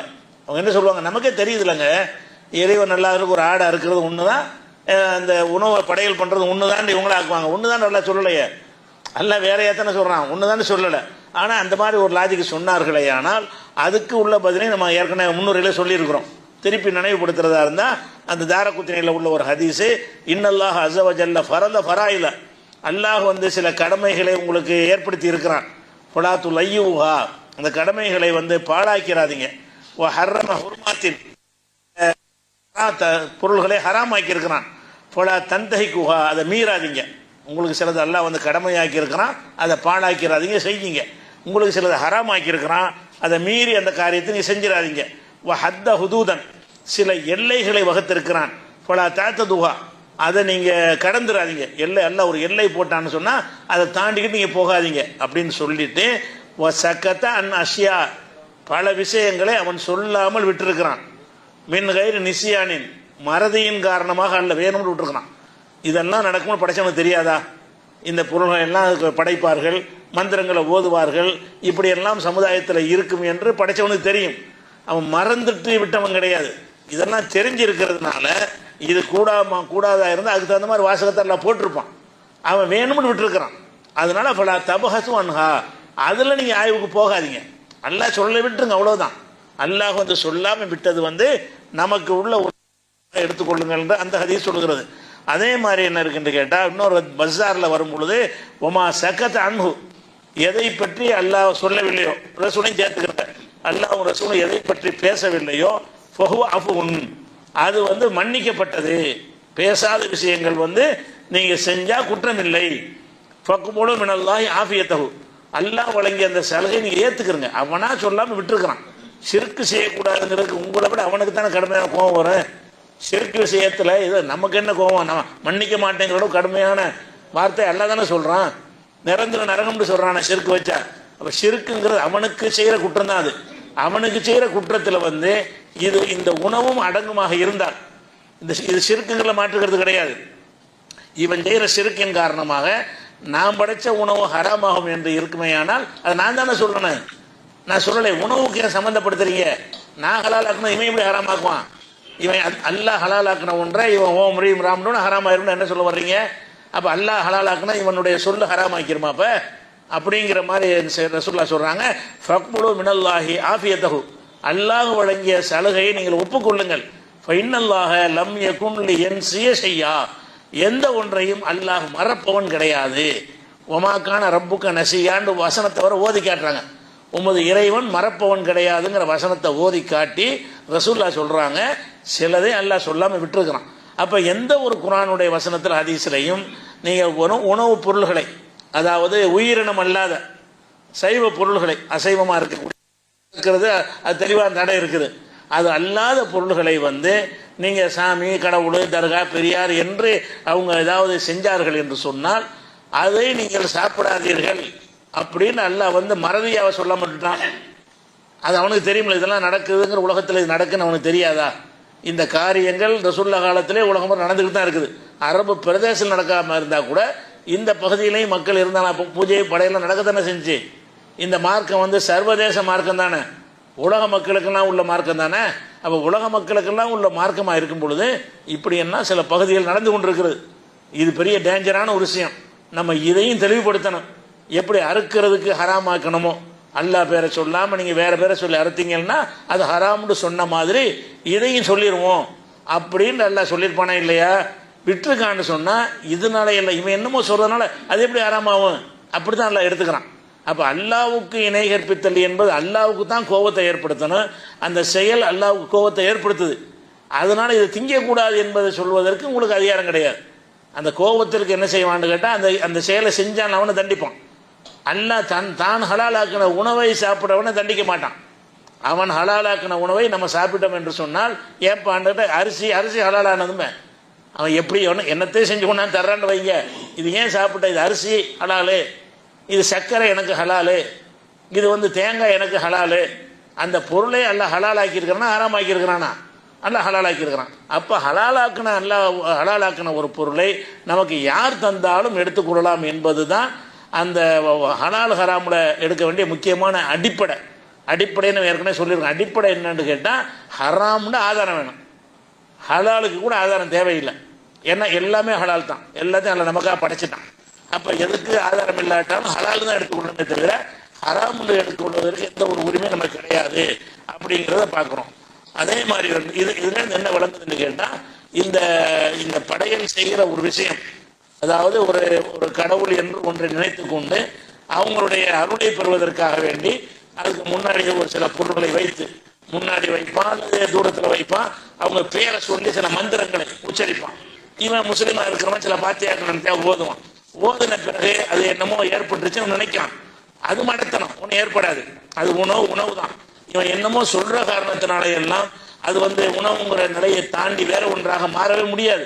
அந்த செயல் மடத்தனமான செயல். அப்படி இருந்தாலும் இந்த பொருள் வந்து அல்லாஹ் ஹலாலாக்கின பொருளா இல்லையா? அந்த அவன் படையல் பண்ணுறான்னு சொல்லக்கூடிய ஒரு பொருள் வந்து அல்லாஹ் ஹலாலாக்கின பொருளா இல்லையா? அவன் ஹலாலாக்கின ஒன்றை வந்து நம்ம ஹராம்னு சொல்றதுக்கு என்ன, எதை வச்சு நம்ம சொல்வது? நமக்கு பிடிக்கலைங்கிறதான். என்னென்ன இது பார்த்தா நமக்கு ஒத்துக்கல, இது ஷிர்க்குக்கு ஒரு ஆதரவு மாதிரி அவனுக்கு தெரியுது. அப்படி நம்ம மனசில் எப்படி படுதுன்னு கேட்டால் இது ஷிர்க்குக்கு சப்போர்ட் பண்ணுற மாதிரி தானே வருது. அது உங்களுக்கு என்னது, அவனுக்குள்ள கவலை இருக்கணும். ஷிர்க்குக்கு சப்போர்ட் பண்ணுற விஷயத்தில் அவன் அட்ஜஸ்ட் பண்ணுவானா? அல்ல ஷிர்க்குக்கு சப்போர்ட் பண்ணுற எந்த ஒரு காரியத்திலையாவது அல்ல வளைஞ்சு கொடுத்துருக்குறானா? ஷிர்க்குக்கு சப்போர்ட் பண்ணுற வாசல் அடைச்சிட்டான்ல. அப்போ இது சப்போர்ட் இல்லை. அவன் இது அல்லாஹ் ஹலால் ஆக்குனது வந்து அவனாக வந்துக்கிட்டு ஹராமுண்டாக்கணும். அது நம்மையும் அதை ஏற்றுக்கிறேன்னு அவன் சில மந்திரங்கள் ஓதுன உடனே அந்த அரிசிங்கிறது அல்லாஹ் படைச்ச அந்த தன்மையை விட்டு மாறிடுமா? அப்படி ஆகாது. அதனால என்னென்னு கேட்டால் இந்த ஒரு அடிப்படைக்கு மாற்றமாக அது இருக்குங்கிறத நம்ம ஆழமாக பதிய வச்சுக்கணும். முதல்ல ஆதாரம் இல்லைங்கிறத பதிய வச்சுக்கணும். அது போக என்னென்னு கேட்டால் நம்ம சில விஷயங்கள், அதாவது தீபாவளி, பொங்கல் இந்த மாதிரி பொருள்களுக்கு தரும்போது இந்த வாதத்தை வைக்கிறோம். ஆனால் நம்ம வாழ்க்கையில் எடுத்துக்கிட்டீங்கன்னு சொன்னால் நிறைய விஷயங்களுக்கு நீங்கள் அதுக்கு மாற்றமாக நடக்கிறீங்க. இந்த பண்டிகைக்கு தர்ற பொருளுக்கு தான் இந்த வாதத்தை வைக்கிறோமே தவிர அது இல்லாத இன்னும் பல விஷயங்கள் இருக்கிறது. அதில் எல்லாம் நம்ம என்ன செய்வதில்லை, இந்த வாதத்தை வைக்கிறது இல்லை. நமக்கு நாமளே முரண்பட்டு கொண்டு இருக்கிறோம். உதாரணமாக ஒரு டாக்டர் இருக்கிறார், ஒரு நோயாளிக்கு ஆப்ரேஷன் பண்ண போகிறார். அவர் வந்து இந்து மத பக்தி உள்ள ஒரு டாக்டர். அவர் என்ன செய்வார்னு கேட்டால் அங்கே உள்ள படத்தையெல்லாம் பூஜை பண்ணி எல்லாம் கும்பிட்டுலாம் பண்ணிவிட்டு இந்த ஆப்ரேஷன் சக்ஸஸ் ஆகணும்னு அந்த பிரார்த்தனைலாம் பண்ணிட்டு வந்து தான் இருக்கிறார். மாடு இவன் இருக்கக்கூடாது, இவன் அப்படின்னு நம்ம என்னக்கா சொல்லியிருக்க, புரிஞ்சமா? அட இவன் நீ போய் கும்பிட்டதுனால எனக்கு என்னடா அதில் பிரச்சனை இருக்குது, நீ ஆப்ரேஷன் பண்ண போகிற, அவ்வளோதான். இந்த ஆப்ரேஷனுங்கிறது மார்க்கத்தில் உள்ள அனுமதிக்கப்பட்ட ஒரு செயல். அதை செய்யும்போது நீ போயிட்டு கல் மண்ணையும் கும்பிட்டீங்கன்னா அது நானா பொறுப்புன்னு தானே செய்கிறீங்க. அதை கூடாது யாராவது சொன்னமா? ஒரு மருத்துவர் வந்து சிகிச்சை பண்ணுறதுக்கு முன்னாடி, பெரிய பெரிய சிகிச்சைக்கு முன்னாடி வழிபட்டு தான் செய்வாங்க. சின்ன சின்ன தலைவலி மாத்திரைக்கு சும்மா தந்துடுவாங்க. பெரிய பெரிய சிகிச்சை செய்வதாக இருந்தால் இந்த பேஷண்ட் பிழைக்கணும். பேஷண்ட் பிழைக்கிறதை விட நம்ம பேர் கெட்டுரும்ல, கெட்ட டாக்டர் பேர் வந்துரும்ல, அந்த ஒரு அக்கறைக்காக என்ன செய்வாங்க, கடவுளை இதை வந்து நல்லா சக்ஸஸ் ஆக்கி வச்சுட்டு கடவுளைன்னு கூப்பிட்றான். அது ஒரு மந்திரம் தான். கடவுளைன்னு கூப்பிட்டு வழிபட்டுட்டான். அப்போ வழிபட்டு இந்த காரியத்தை செய்கிறான். அவன் வழிபட்ட காரணத்தினால் அவன் செய்கிற ஆப்ரேஷன் மார்க்கத்தில் ஹராம் என்று நம்ம சொல்லியிருப்போமா? நினைக்கவாது முடியுது அப்படி? அவன் செஞ்சுக்க நம்ம அவன் நம்பிக்கை எப்படி அவன் செய்கிறான். அதனால இந்த மருத்துவம் எப்படி ஹராமாகும்? அதை எப்படி நான் தடை செய்யப்பட்டதை ஆக்க முடியும்? நான் எப்படி நோயாளியை நான் வந்து அழைச்சிட்டு வர முடியும்? அப்படி தானே எல்லாரும் வழங்கி வச்சுருக்கிறோம். அதே மாதிரி வந்து ஒரு பஸ்ஸில் ஏறுறீங்க. பஸ்ஸில் ஏறும் பொழுது டிரைவர் என்ன செய்வான்டா, ஓட்டும் போது கும்பிட்டு தான் ஓட்டுவான். முன்னாடி கூட படம் வச்சுருப்பான். பஸ்ஸில் என்ன செய்வான், அவன் யாரை கும்பிடுகிறானோ அவங்களுடைய படத்தை பஸ்ஸிலே கூட வச்சுருப்பான். பஸ்ஸில் இல்லாட்டாலும் என்ன செய்வான், அதை இப்போ முதல்ல இருந்துட்டு அவங்களுக்குள்ளே போகிற இடத்துலலாம் பிள்ளையார் கோயில் நிப்பாட்டி அங்கே பூஜை செய்வான். இன்னொரு இடத்துல போய் அங்கே பூஜை செய்வான். எதனால என்று கேட்டால் இந்த பயணம் வெற்றிகரமாக அமையணும், இந்த பயணம் வெற்றிகரமாக அமையணும் என்பதற்காக வேண்டி அவன் செய்யக்கூடியது ஒரு வழிபாடு, ஒரு பூஜை தானே. அப்போ அந்த பஸ்ஸில் ஏறலாமா? நம்ம காசு கொடுத்தானே ஏறுறோன்னு சில வாசகம் சொன்னாலும் சரி, இலவச பஸ்ஸில் ஏறலாமா?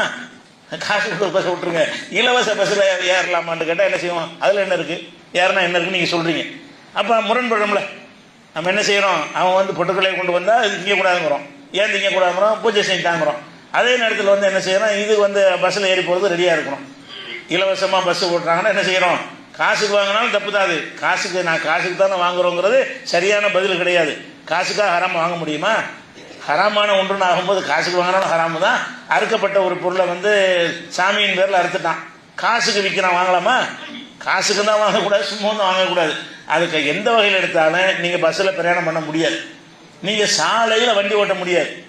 ஏன், எந்த சாலையை ஆரம்பிக்கும் பொழுது அதுக்கு ஒரு பூஜை போடப்படும். இப்போ ஈசிஆரில் ஒரு சாலை போடுறான்னு சொன்னால் என்ன செய்கிறாங்க, அரசாங்கமே இது செய்கிறது.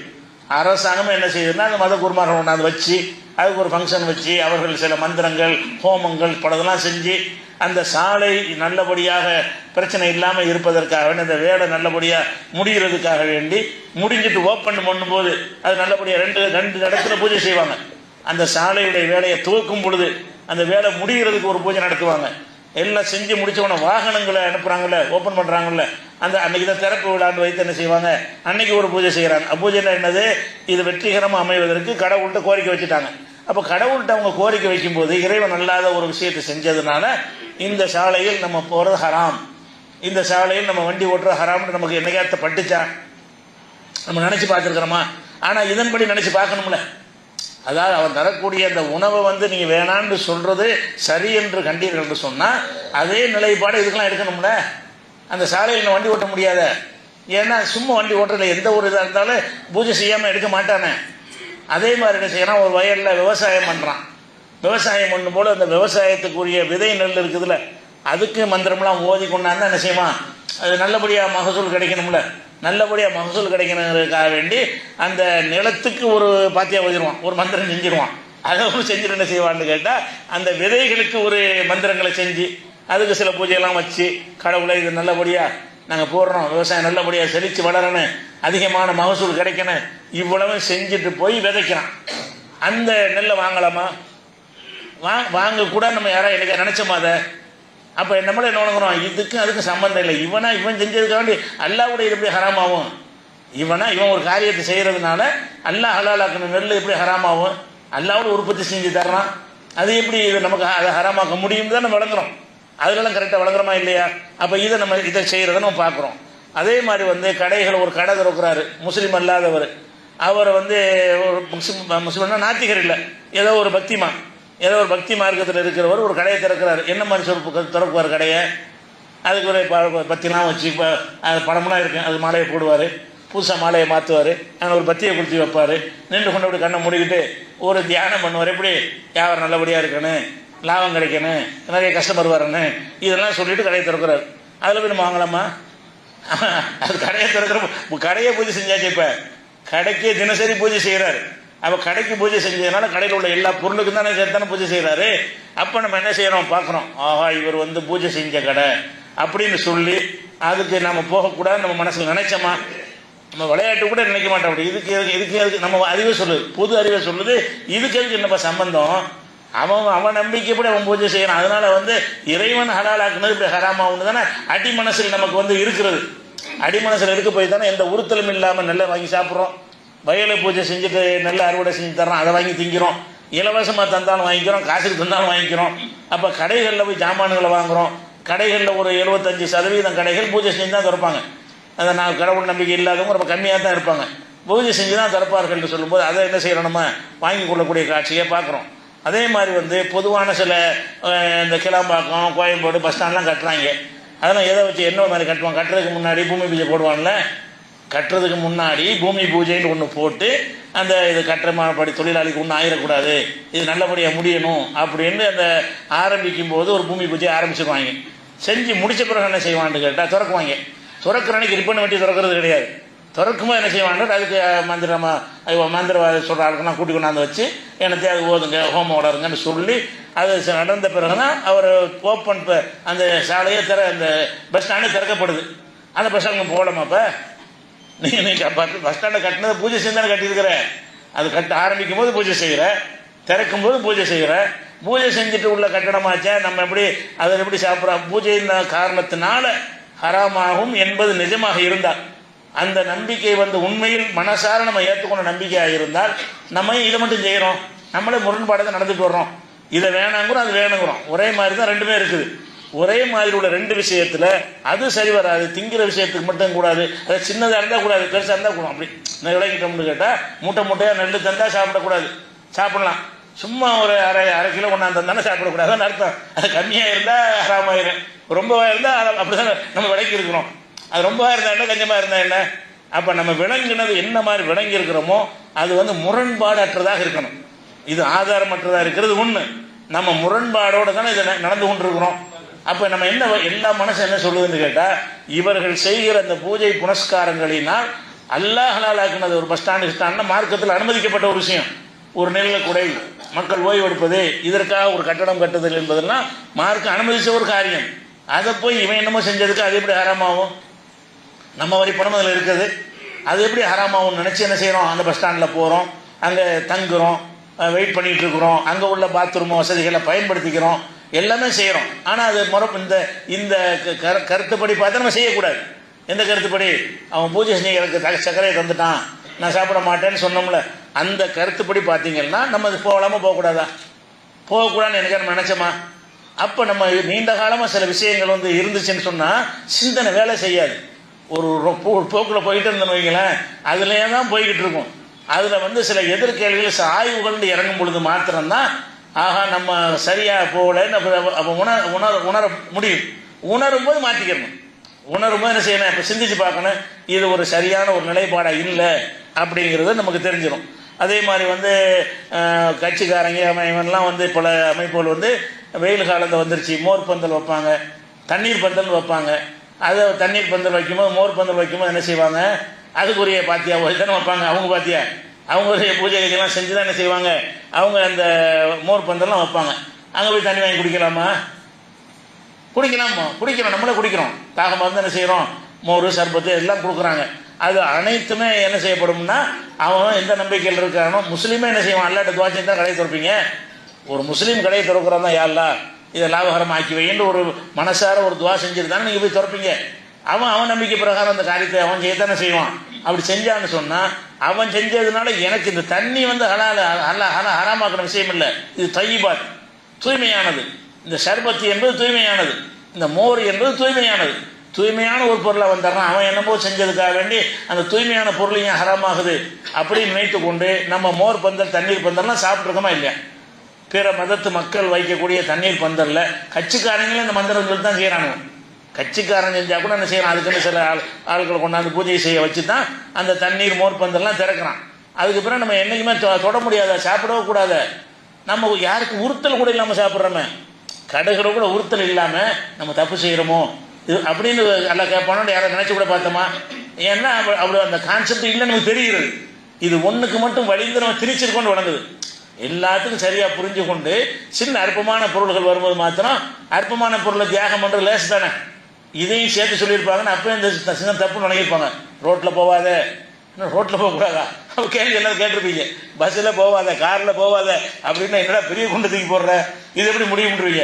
இது அரை கிலோ சர்க்கரை தானே வேணாங்கிறீங்க, அது வேணா அப்படின்னு போயிடுறீங்க. அப்போ எதனால் நம்ம சிந்திக்கலன்னு கேட்டால், சொல்லக்கூடிய விஷயங்கள் அற்பமாக இருக்கிறதுனால.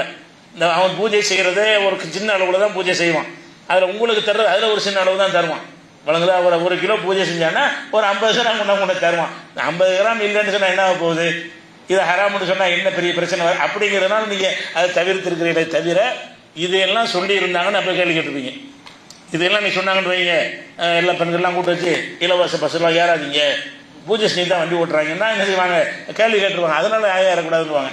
அப்போ நம்ம சிந்தனை இப்போ கூர்மை அடைஞ்சிருக்கும். பெரிய விஷயங்கள்ல எல்லாம் நம்ம செய்கிறோம், சின்ன விஷயங்கள்ல மட்டும் என்ன செய்கிறோம். அப்போ சின்னது செய்கிறது நம்ம பாதிக்காதுல. எப்படி நம்ம மனுஷனுடைய மனசு அமைக்கப்பட்டிருக்குன்னு கேட்டால், பாதிக்காத விஷயங்களாக இருந்தால் சரி, யாராம ஆகிட்டு போகிறப்ப என்ன, அதனால என்ன, இதை சாப்பிட்டாட்டு என்னென்ன வேற ஒரு நல்லதை வாங்கி சாப்பிட்டு போகிறோம் அப்படிங்கிறதுனால தான் நம்ம எடுத்துருக்கோம்ன்றது இதெல்லாம் ஒரு ஆதாரமாக இருக்குது. அதே மாதிரி வந்து குளம் குட்டை கிணறுலாம் வெட்டி வைக்கிறாங்க. அந்த காலத்து ராஜாக்கள் காலத்தில் வெட்டின கம்மாய்கள்லாம் இருக்கிறது, ஏரிகள்லாம் இருக்கிறது. அவங்க வந்து அத்தனை சாஸ்திரங்கள்னு பார்த்தா ஏரி வெட்டுவான், கம்மாய் வெட்டுவான். குளம் வெட்டுறதா இருந்தால் அதுக்குன்னு உள்ள நிறைய மந்திரங்களை போட்டு நிறைய ஐயர்களை கொண்டாந்து கூட்டி வச்சு அவங்க மதத்தில் என்னென்ன செய்யணுமோ எல்லாம் செஞ்சு தான் அந்த காலத்து சின்ன சின்ன சிற்றரசர்கள் கட்டிய குளங்கள் கம்மாய்கள்லாம் இன்றைக்கி இருக்குது. அந்த தண்ணீரை எடுத்து விவசாயம் பண்ணுகிறோம், அதை குடிநீருக்கு பயன்படுத்துகிறோம், காலகாலமாக தோன்றுறதுக்கு பயன்படுத்துகிறோம். ஆனால் அதனுடைய உருவாக்கமே எதில் தான் இருக்கிறது? பூஜையில் தான் இருக்குது. அதனுடைய துவக்கமே என்ன இருக்குது? பூஜை செஞ்சு தான் அது உருவாக்கப்பட்டிருக்கிறது. அப்போ நம்ம என்ன செய்யறோம்னா, கம்மாயில் தண்ணி குடிக்கிறோம், கிணத்துல தண்ணி குடிக்கிறோம். ஒரு கிணறை வெட்டி போடுறாங்க, அதாவது அறப்பணிக்காக வேண்டி, அதாவது தர்மத்தை நாடி சில பேர் என்ன செய்வாங்க, கிணறு வெட்டி போடுவான். பொது கிணறு வெட்டினான்னு வைங்க, அதுக்கு சும்மா வெட்டுவான். அவனே ஒரு புண்ணியத்துக்காக வெட்டுறேன்னு போகிறான். அப்போ அது கரெக்டாக இருக்கணுமா இருந்தால் அதுக்குரிய மந்திரம்லாம் நம்ம செஞ்சு தான் செய்யணும்னு தான் நம்ம செய்கிறான். அப்போ உழவும் பண்ணிட்டு அந்த கிணறை வெட்டுறோம், அந்த தண்ணியை குடிக்கிறோம். அந்த குளத்தை வெட்டுறோம், அதில் குளிக்கிறோம், அதை குடிக்கிறோம். அந்த தண்ணீரை வந்து விவசாயத்துக்கு பயன்படுத்துகிறோம். அது வந்து தவறுன்னு நமக்கு தோணவே இல்லைல்ல. ஏன் தோணலை? நமக்கு அறிவு சொல்லுது. இதுக்கும் அதுக்கு என்ன சம்பந்தம்? இவன் செஞ்சதுக்காக அது எப்படி தண்ணி எப்படி ஹராமாகும்? இவன் செஞ்ச ஒரு காரியத்தினால வந்து தண்ணி எப்படி தண்ணியில் கலந்துட்டானா அப்படின்னா சொல்லுங்க, விஷத்தை கலந்துட்டான்னு சொல்லுங்க, ஹராமாக்கிட்டு போயிடுவோம். அவன் ஒன்றுமே செய்யலை. வணங்குதா? அந்த மாதிரி சிந்திச்சு பார்த்தீங்கன்னு சொன்னால் நிறைய நம்ம என்ன செய்கிறோம் பார்த்தோம்னு சொன்னால், நீங்கள் நான் உதாரணத்துக்கு சிலதை காட்டியிருக்கிறேன். நீங்கள் எப்படி கற்பனை பண்ணி பார்த்தீங்கன்னா ஒரு 1000 எடுக்கலாம். ஆயிரக்கணக்கான விஷயங்கள் வந்து நம்ம நாட்டில் எல்லாமே அவரவர் மத நம்பிக்கை எப்படி பூஜை செய்து தான் அனைத்துமே உங்களுக்கு வந்து செயல்படுறாங்க. பொது காரியங்களாக இருந்தாலும் சரி, உங்கள் வீடை கட்டித்தருவதுக்கு அவன் பூஜை செய்வான். உங்கள் வீடை நீங்கள் கட்டுவீங்க, அவனை கூப்பிட்டு வைங்க. அவன் எங்கே நாங்கள் கொத்தனாருக்கு ஒன்றும் ஆயிடக்கூடாது, அதுக்காக நாங்கள் பூஜை செஞ்சு தான் வேலை ஆரம்பிப்போன்னு சொல்லுவான். அதனால அந்த வீட்டில் குடியிருக்க ஹராமண்ட் ஆகுமா? அப்போ நீ செய்கிற ஒருத்தன் செய்கிற ஒரு ஷிர்கான ஒரு காரியத்தினால அல்லாஹ் ஹலாலாக்குனது எப்படி ஹராமாக்குனது? ஆக்காது. அது எது ஹராமாக்கும் என்றால் அறுத்தால் தான் அறுத்தால் தான் அந்த பிரச்சனை வரும். அறுத்தல் என்பதில் வந்து உயிரை எடுக்குதுன்னு ஒரு செயல், மனிதன் அந்த உணவுக்குள்ள ஒரு செயல்படுறான். இதில் எந்த செயல்பாடும் இல்லை, மந்திரம் தான் ஓதுறான். அந்த அரிசியில் எடுத்தா துணிக்கிறானா, எதை நுழைக்கிறானா, அதில் எதை வெளிப்படுத்துறானா, ரத்தத்தை வெளியேற்றுற மாதிரி அதில் எதை ஒன்றுமே இல்லை. சும்மா அந்த உணவை வச்சுவிட்டு ஒன்று மந்திரத்தை ஓதுறான். ஓதணும்னு என்ன வச்சுன்னா அது வந்து பவர் ஏறிச்சு அவன் நினைக்கிறான், நம்மளை அக்செப்ட் பண்ணுற மாதிரி என்ன செய்யணும், ஆமாம் நீ பவர் ஏறி நினைக்கிறதுனா நான் சாப்பிட மாட்டேங்கிறோம்.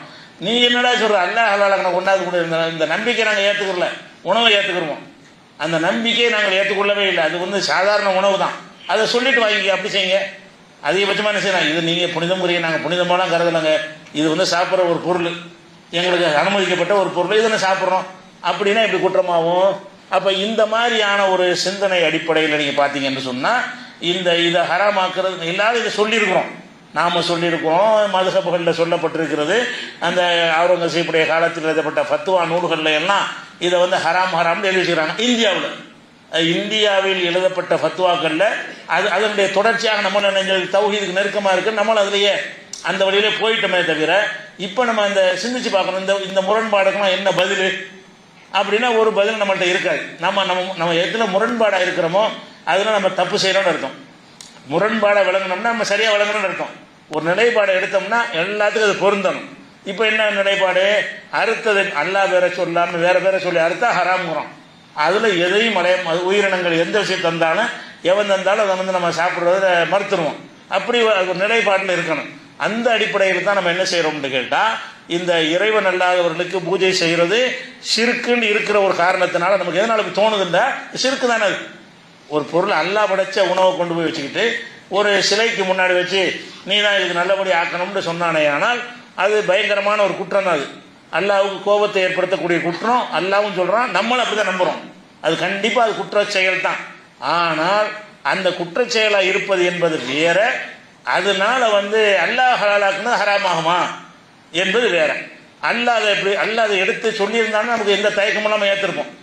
ஏன்னா இப்போ இந்த லாஜிக்கெல்லாம் நம்ம பேசிக்கலாம், ஏன்னா தீமைக்கு துணை செய்கிற மாதிரி இருக்குன்னு அல்லாஹ் சொல்லிட்டான்னு சொன்னால், இப்போ நம்ம இதெல்லாம் ஹலால் ஹராமை தவிர்க்கிறது வந்து பேணுவது வந்து அல்லாஹ்வுக்கு பயந்து தானே, அல்லாஹ் கேள்வி கேட்பாங்கிறது தானேங்க அந்த அடிப்படையாக விஷயம். எதுக்கு நம்ம பன்றியை சாப்பிட மாட்டேங்கிறோம், அல்லாஹ் கேள்வி கேட்பான். அப்போ இதுக்கு கேட்பானா, கேட்க மாட்டான். கேட்காட்டி உங்களுக்கு அழட்டிக்கிறியா, அவனே கேட்க மாட்டான். அவன் கேட்டால் நம்ம சொல்லிட்டு போயிடணும், நீ ஹராம் ஆக்கலையே, நீ தான் தூய்மையான உணவு தானே, அரிசியை தூய்மையை தானே சொல்லியிருக்கிற, சர்க்கரையை தூய்மையை தானே ஆக்கியிருக்கிற, அப்போ அரிசியை தூய்மையை தான் நீ ஆக்கியிருக்கிறேன்ட்டு சொன்னால் அல்லாஹ் என்ன செய்ய மாட்டான், கரெக்டு போடான்றான்ல. அப்போ அவன் எதை தூய்மைன்னு ஆக்கியிருக்கிறான், ஆனால் நீ ஹராமாக்கக்கூடாதுன்னு ரசூல் மூலமாக சொல்லி தந்திருக்கிற. இந்த விஷயங்களை பற்றி ஹராம் என்றோ ஹலால் என்றோ சொல்லாமல் விட்டுருக்கிறாய். அப்படி வச்சுக்கிறோம். இந்த மாதிரி பூஜை படையல் செய்யப்பட்ட பொருள்களை சாப்பிடுங்க என்றோ சாப்பிடாதீங்க என்றோ சொல்லாமல் இருந்தால் கூட சாப்பிடலாம் தான் அர்த்தம். சொல்லாமல் இருந்தால் சாப்பிடக்கூடாது அர்த்தம் வராது தானே. எதை பற்றி சொல்லவில்லையோ அது வந்து உங்களுக்கு சலுகை அளிக்கப்பட்டது தானே ரசூலுல்லாஹ் சொல்கிறாங்க. இந்த ஒரு கோணத்தில் தான் நம்ம என்ன செய்கிறோம்னு கேட்டால், நம்ம இது சம்மந்தமாக பல அந்த கேள்வி பேர் நாங்கள் மாற்ற வேண்டியிருக்கும். கஷ்டமான விஷயம் தான். இது பேசாமல் அப்படி போயிட்டு இருந்தால் ஒன்றுமே கிடையாது. நம்ம என்ன பயப்படுறோம்னு கேட்டால், இது எல்லாம் கேள்வி கேட்டானா நீ எப்படி இதை ஹராமாக்கணும், இது ஆய்வு செய்யாமல் போய்கிட்டு இருந்தால் நம்மளை கேள்வி கேட்டிருக்க மாட்டான். நம்ம சிந்திக்கலை, நம்ம ஏதோ ஒரு சரியாக தான் போயிட்டுருக்கோம்னு நினச்சிட்டோம். இப்போ அந்த ஒரு தலைப்பை எடுத்து ஆய்வு செய்யும் பொழுது ஆதாரம் இருக்குதா என்னன்னு தேடி பார்க்குறோம். சரி, பண்டைய காலத்து அறிஞர்களாவது இதை வந்து ஆய்வு செஞ்சு இதை சொல்லியிருக்காங்களான்னு பார்க்குறோம். அவங்க இப்போ நம்ம நினச்ச மாதிரியே அவங்க நினச்சிருக்கிறாங்க. இந்தியாவில் உள்ள அறிஞர்களை தாண்டி வெளியே போனீங்கன்னா, நேற்று சொல்லி காட்டோம்ல, ஆயிஷா நாய் என்ன செய்கிறாங்க, அந்த மஜூசி கொண்டு வர்ற அறுத்தது பொருளை பண்டிகையில் கொண்டாந்து தர்றாங்க, அதை வாங்கிக்கலாமான்னு கேட்கும்போது அது தாவரமாக இருந்தால் வாங்கிக்கிறங்க, இறைச்சி சம்மந்தப்பட்டா இருந்தால் வாங்காதீங்கன்னு ஆயிஷா நாய் சொன்னாங்கல்ல. அப்போ இப்படி தான் அவங்க வழங்கியிருக்கிறாங்க. அந்த தாவரங்களுக்கு தனி நிலைப்பாடு, அவன் ரெண்டுக்கும் ஒரே மாதிரி தான் பூஜை செய்கிறான். ஆனால் இது அறுக்கிறான். இதில் வந்து அறுக்கிறதுக்கு வந்து சாமி பேரை பயன்படுத்தியிருப்பான். இதில் வந்து எண்ணத்தை பயன்படுத்தினாலும் அதில் எந்த ஒரு செயல்பாடும் இறங்காது. அறுத்தல்ல ஒரு செயல்பாடு இறங்கும். ஒரு பிராணியில் கத்தியை கொண்டு வச்சு அறுத்தல் என்பதில் மனிதனுடைய ஒரு செயல்பாடு அதில் வந்து அடங்கி இருக்கும். ஆனால் இந்த படையல் செய்வதில் வந்து அந்த உணவில் இவனுடைய எந்த ஒரு தாக்கமும் இருக்காது. வெறும் மந்திரம் முதலை தவிர அதில் எந்த ஒரு தாக்கமும் இருக்காது. அப்படிங்கிறதெல்லாம் வச்சு என்ன செய்கிறாங்கன்னு கேட்டால், அந்த ஆயிஷா நாய் என்ன செய்கிறாங்கன்னா, நீங்கள் வந்து அவங்க சைவ உணவு தந்தால் நீங்கள் சாப்பிட்டுக்கிறங்க. பண்டிகை நாட்கள் சாதாரணமாக தான் கூடும் எல்லாம் ஒத்துக்கிட்டாங்களே. சாதாரணமாக முஸ்லீம் அல்லாஹ்வுக்கு தர அன்பளிப்பை ஏற்றுக்கொள்ளலாம்ங்கிறதுக்கு எக்கச்சக்கமான ஆதாரம் இருக்குது. இப்போ கேள்வி ஆயிஷா நாயிட்ட கேள்வி பண்டிகைக்கு தான். அவங்களுடைய திருவிழாக்கள் என்பதே ஒரு கடவுள் வழிபாடு அடிப்படையில் தான் எல்லா திருவிழாக்களும் இருக்கும். அந்த திருவிழாக்களை அந்த சாமியை கும்பிட்டு அதுக்காக தான் தருவாங்க. அதை சாப்பிடலாமான்னு கேட்கும்போது அறுத்த தந்தால் சாப்பிடாதீங்க, இந்த மாதிரி பொருள்களை தந்தால் சாப்பிட்டுக்கணும்னு சொன்னாங்களா இல்லையா? அது மாதிரி என்ன செய்யணும், அபு பர்ஸாங்கிற ஒரு சஹாபி அவர் என்ன பண்ணுறாருன்னு கேட்டால் இதைத்தான் இதே வார்த்தையை சொல்கிறார். ஆயிஷா நாய் சொல்கிற மாதிரியே சொல்கிறார். அவங்க 2 சஹாபியுடைய வார்த்தையை நம்ம எடுக்க வேணாம். கடந்த காலத்தில் யாராவது சொல்லியிருக்கிறாங்கன்னு கேட்பாங்களா, அதுக்கு தான் இது. அவங்க சொல்லாட்டாலும் இதான் சட்டம். அவங்க சொல்லாட்டாலும் என்ன சட்டம்னு கேட்டால் இதுக்கு ஆதாரத்தை கொண்டு வா. நீ கூடாதுன்னு சொன்னால் ஆதாரத்தை கொண்டாந்து காட்டுன்னு நம்ம சொல்லியிருப்போம். இதை எதுக்கு சொல்கிறோம்னு கேட்டால் மனிதனுடைய ஒரு தயக்கம் நம்மள்கிட்ட இருக்குதுன்னு, யாராவது சொன்னால் தான் மட்டும் சொல்கிறான், புதுசாக தான் சொல்கிறான் அப்படிங்கிற மாதிரி ஒரு சைக்காலஜிக்கலாக மனித உள்ளங்கள் இருக்கும். அதுக்காகத்தான் நம்ம என்ன செய்யறோம்னு கேட்டால் அந்த அபு பர்ஸாங்கிற சஹாபி சொன்னதை எடுத்து காட்டுறோம். அலிரலி அல்லாஹு அவர்கள் நைரோஸுங்கிற பண்டிகையில் கொடுக்கப்பட்ட உணவு வாங்கியிருக்கிறாரு என்பதற்குரிய ஆதாரத்தை நம்ம பார்க்குறோம். ஆயிஷா நாய் செஞ்சுருக்கிறாங்க. அவங்களாம் என்ன புரிகிறாங்க, இது அறுக்கப்பட்டதுக்கு தான் இந்த பஞ்சாயத்து, அறுக்கப்படாததுக்கு வேறு பஞ்சாயத்துன்னு விளங்கியிருக்கிறாங்க. அவங்க எப்படி விளங்கியிருக்கிறாங்க, அறுக்கப்பட்டதுக்கு வேறு நிலைப்பாடு, அறுக்கப்படாத உணவுகளுக்கு வேறு நிலைப்பாடுன்னு அவங்க விளங்கியிருக்காங்களா இல்லையா? இதெல்லாம் வைத்து இப்னு தைமியா போன்ற அறிஞர்கள்லாம் என்ன சொல்கிறாங்கன்னு கேட்டால் இது அவங்களுடைய திருநாட்கள் பெருநாட்களில் எதை தந்தாலும் நீங்கள் சாப்பிட்லாம், அதில் எந்த குற்றமும் வராது, இது தீமைக்கு துணை செய்கிறது ஆகாது, அவங்க செய்கிற செயல்னால அல்லாஹ் ஹலாலாக்குன எதுவும் ஹராம் ஆகாது அப்படின்னு சொல்லி இந்த சம்பவங்களை அவர் எடுத்து காட்டுறாரு. மேலதிக ஆதாரத்துக்காக ஆயிஷா நாயி சம்பவத்தை, அபு பர்ஸாவுடைய சம்பவத்தை எல்லாம், அலி ரலியல்லாஹு சம்பவத்தை எல்லாம் இப்னு தைமியாவை எடுத்து காட்டி என்ன செய்கிறாருன்னு கேட்டால் அதை தவிர்க்க தேவையில்லை. கூடாட்டி அல்லாஹ் சொல்லியிருப்பான்ல, அவன் எதையா சொல்ல தவறி இருக்கிறானா, எதாவது விட்டுருக்கிறானா, ஹராமான எந்த ஒன்றையாவது ஹராமாக்காம விட்டுருக்கானா, ஹலாலான எந்த ஒன்றையும் ஹலால் ஆக்கமாடல விட்டுருக்கானா, கடமையான எந்த ஒன்றையும் கடமையாக்கமாடல விட்டுருக்கிறானா, அவன் தான் எல்லாத்தையும் சொல்லித்தானே, பூர்த்தியாகிட்டான்ல. பூர்த்தியாக்கப்பட்ட ஒரு மார்க்கத்தில் இது இல்லையே, இந்த சப்ஜெக்டே காணாம. அப்போ அதில் என்ன வழங்கினேன், இது நம்ம தவறாக தான் வழங்கியிருக்கிறோம் அப்படின்ற விளங்கிக்கணும். அது போக இன்னொரு விஷயம் என்னன்னு கேட்டால், இது ஒரு ஆரம்பிச்சிடும். இதை சொன்னோன்னு என்ன செய்வாங்கன்னா அன்றும் இன்றும்னு எடுத்துருவாங்க. உடனே இதை சொன்னோம்னு சொன்னால் நேற்று இந்த கேள்வி கேட்கும்போது என்ன சொன்னார்னு ஆரம்பிங்க. அது 100 கணக்கில் இருக்கும். பார்த்தீங்கன்னா அவ்வளோ கரெக்ஷன் பண்ண வேண்டியிருக்கு. இப்போ என்னன்னா 25, 30, 40 வருஷமாக தான் சொல்லிட்டு இருக்கிறோம். ஒரே ஒரு தடவை சொன்ன ஒரு விஷயம் இல்லை. இது சம்பந்தமாக பல கேள்விகள் கேட்கப்படும் பொழுதெல்லாம் நம்ம என்ன செஞ்சிருக்கிறோம், அது படையல் செஞ்சுட்டாங்க, பூஜை செஞ்சுட்டாங்க, படையல் செஞ்சால் அது கூடாது அப்படிங்கிறது தான் நம்ம சொல்லியிருப்போம். இவங்க எடுத்துக்காட்டவே தேவையில்லை. அவங்க 5 எடுத்து காட்டினா நானே 100 எடுத்து கொடுப்பேன். அவ்வளோதா அப்படி இருக்கிறது. அப்படி நம்ம என்ன பார்க்கணும்னு கேட்டால் அது நேற்று அதெல்லாம் பார்க்கவே கூடாது. நேற்று சொல்லும் பொழுது வேணும்னு சொல்லலை, அது சரி நினைச்சு சொன்னோம். நேற்று சொல்லும்போது மக்கள் வழி கிடைக்கிறதுக்காக சொல்லலை. அது இதான் கரெக்டான நிலைப்பாடு. ஷிர்க்கை நம்ம எப்படி சப்போர்ட் பண்ணுறது என்ற ஒரு வாதம் கரெக்ட் மாதிரி பட்டுச்சு.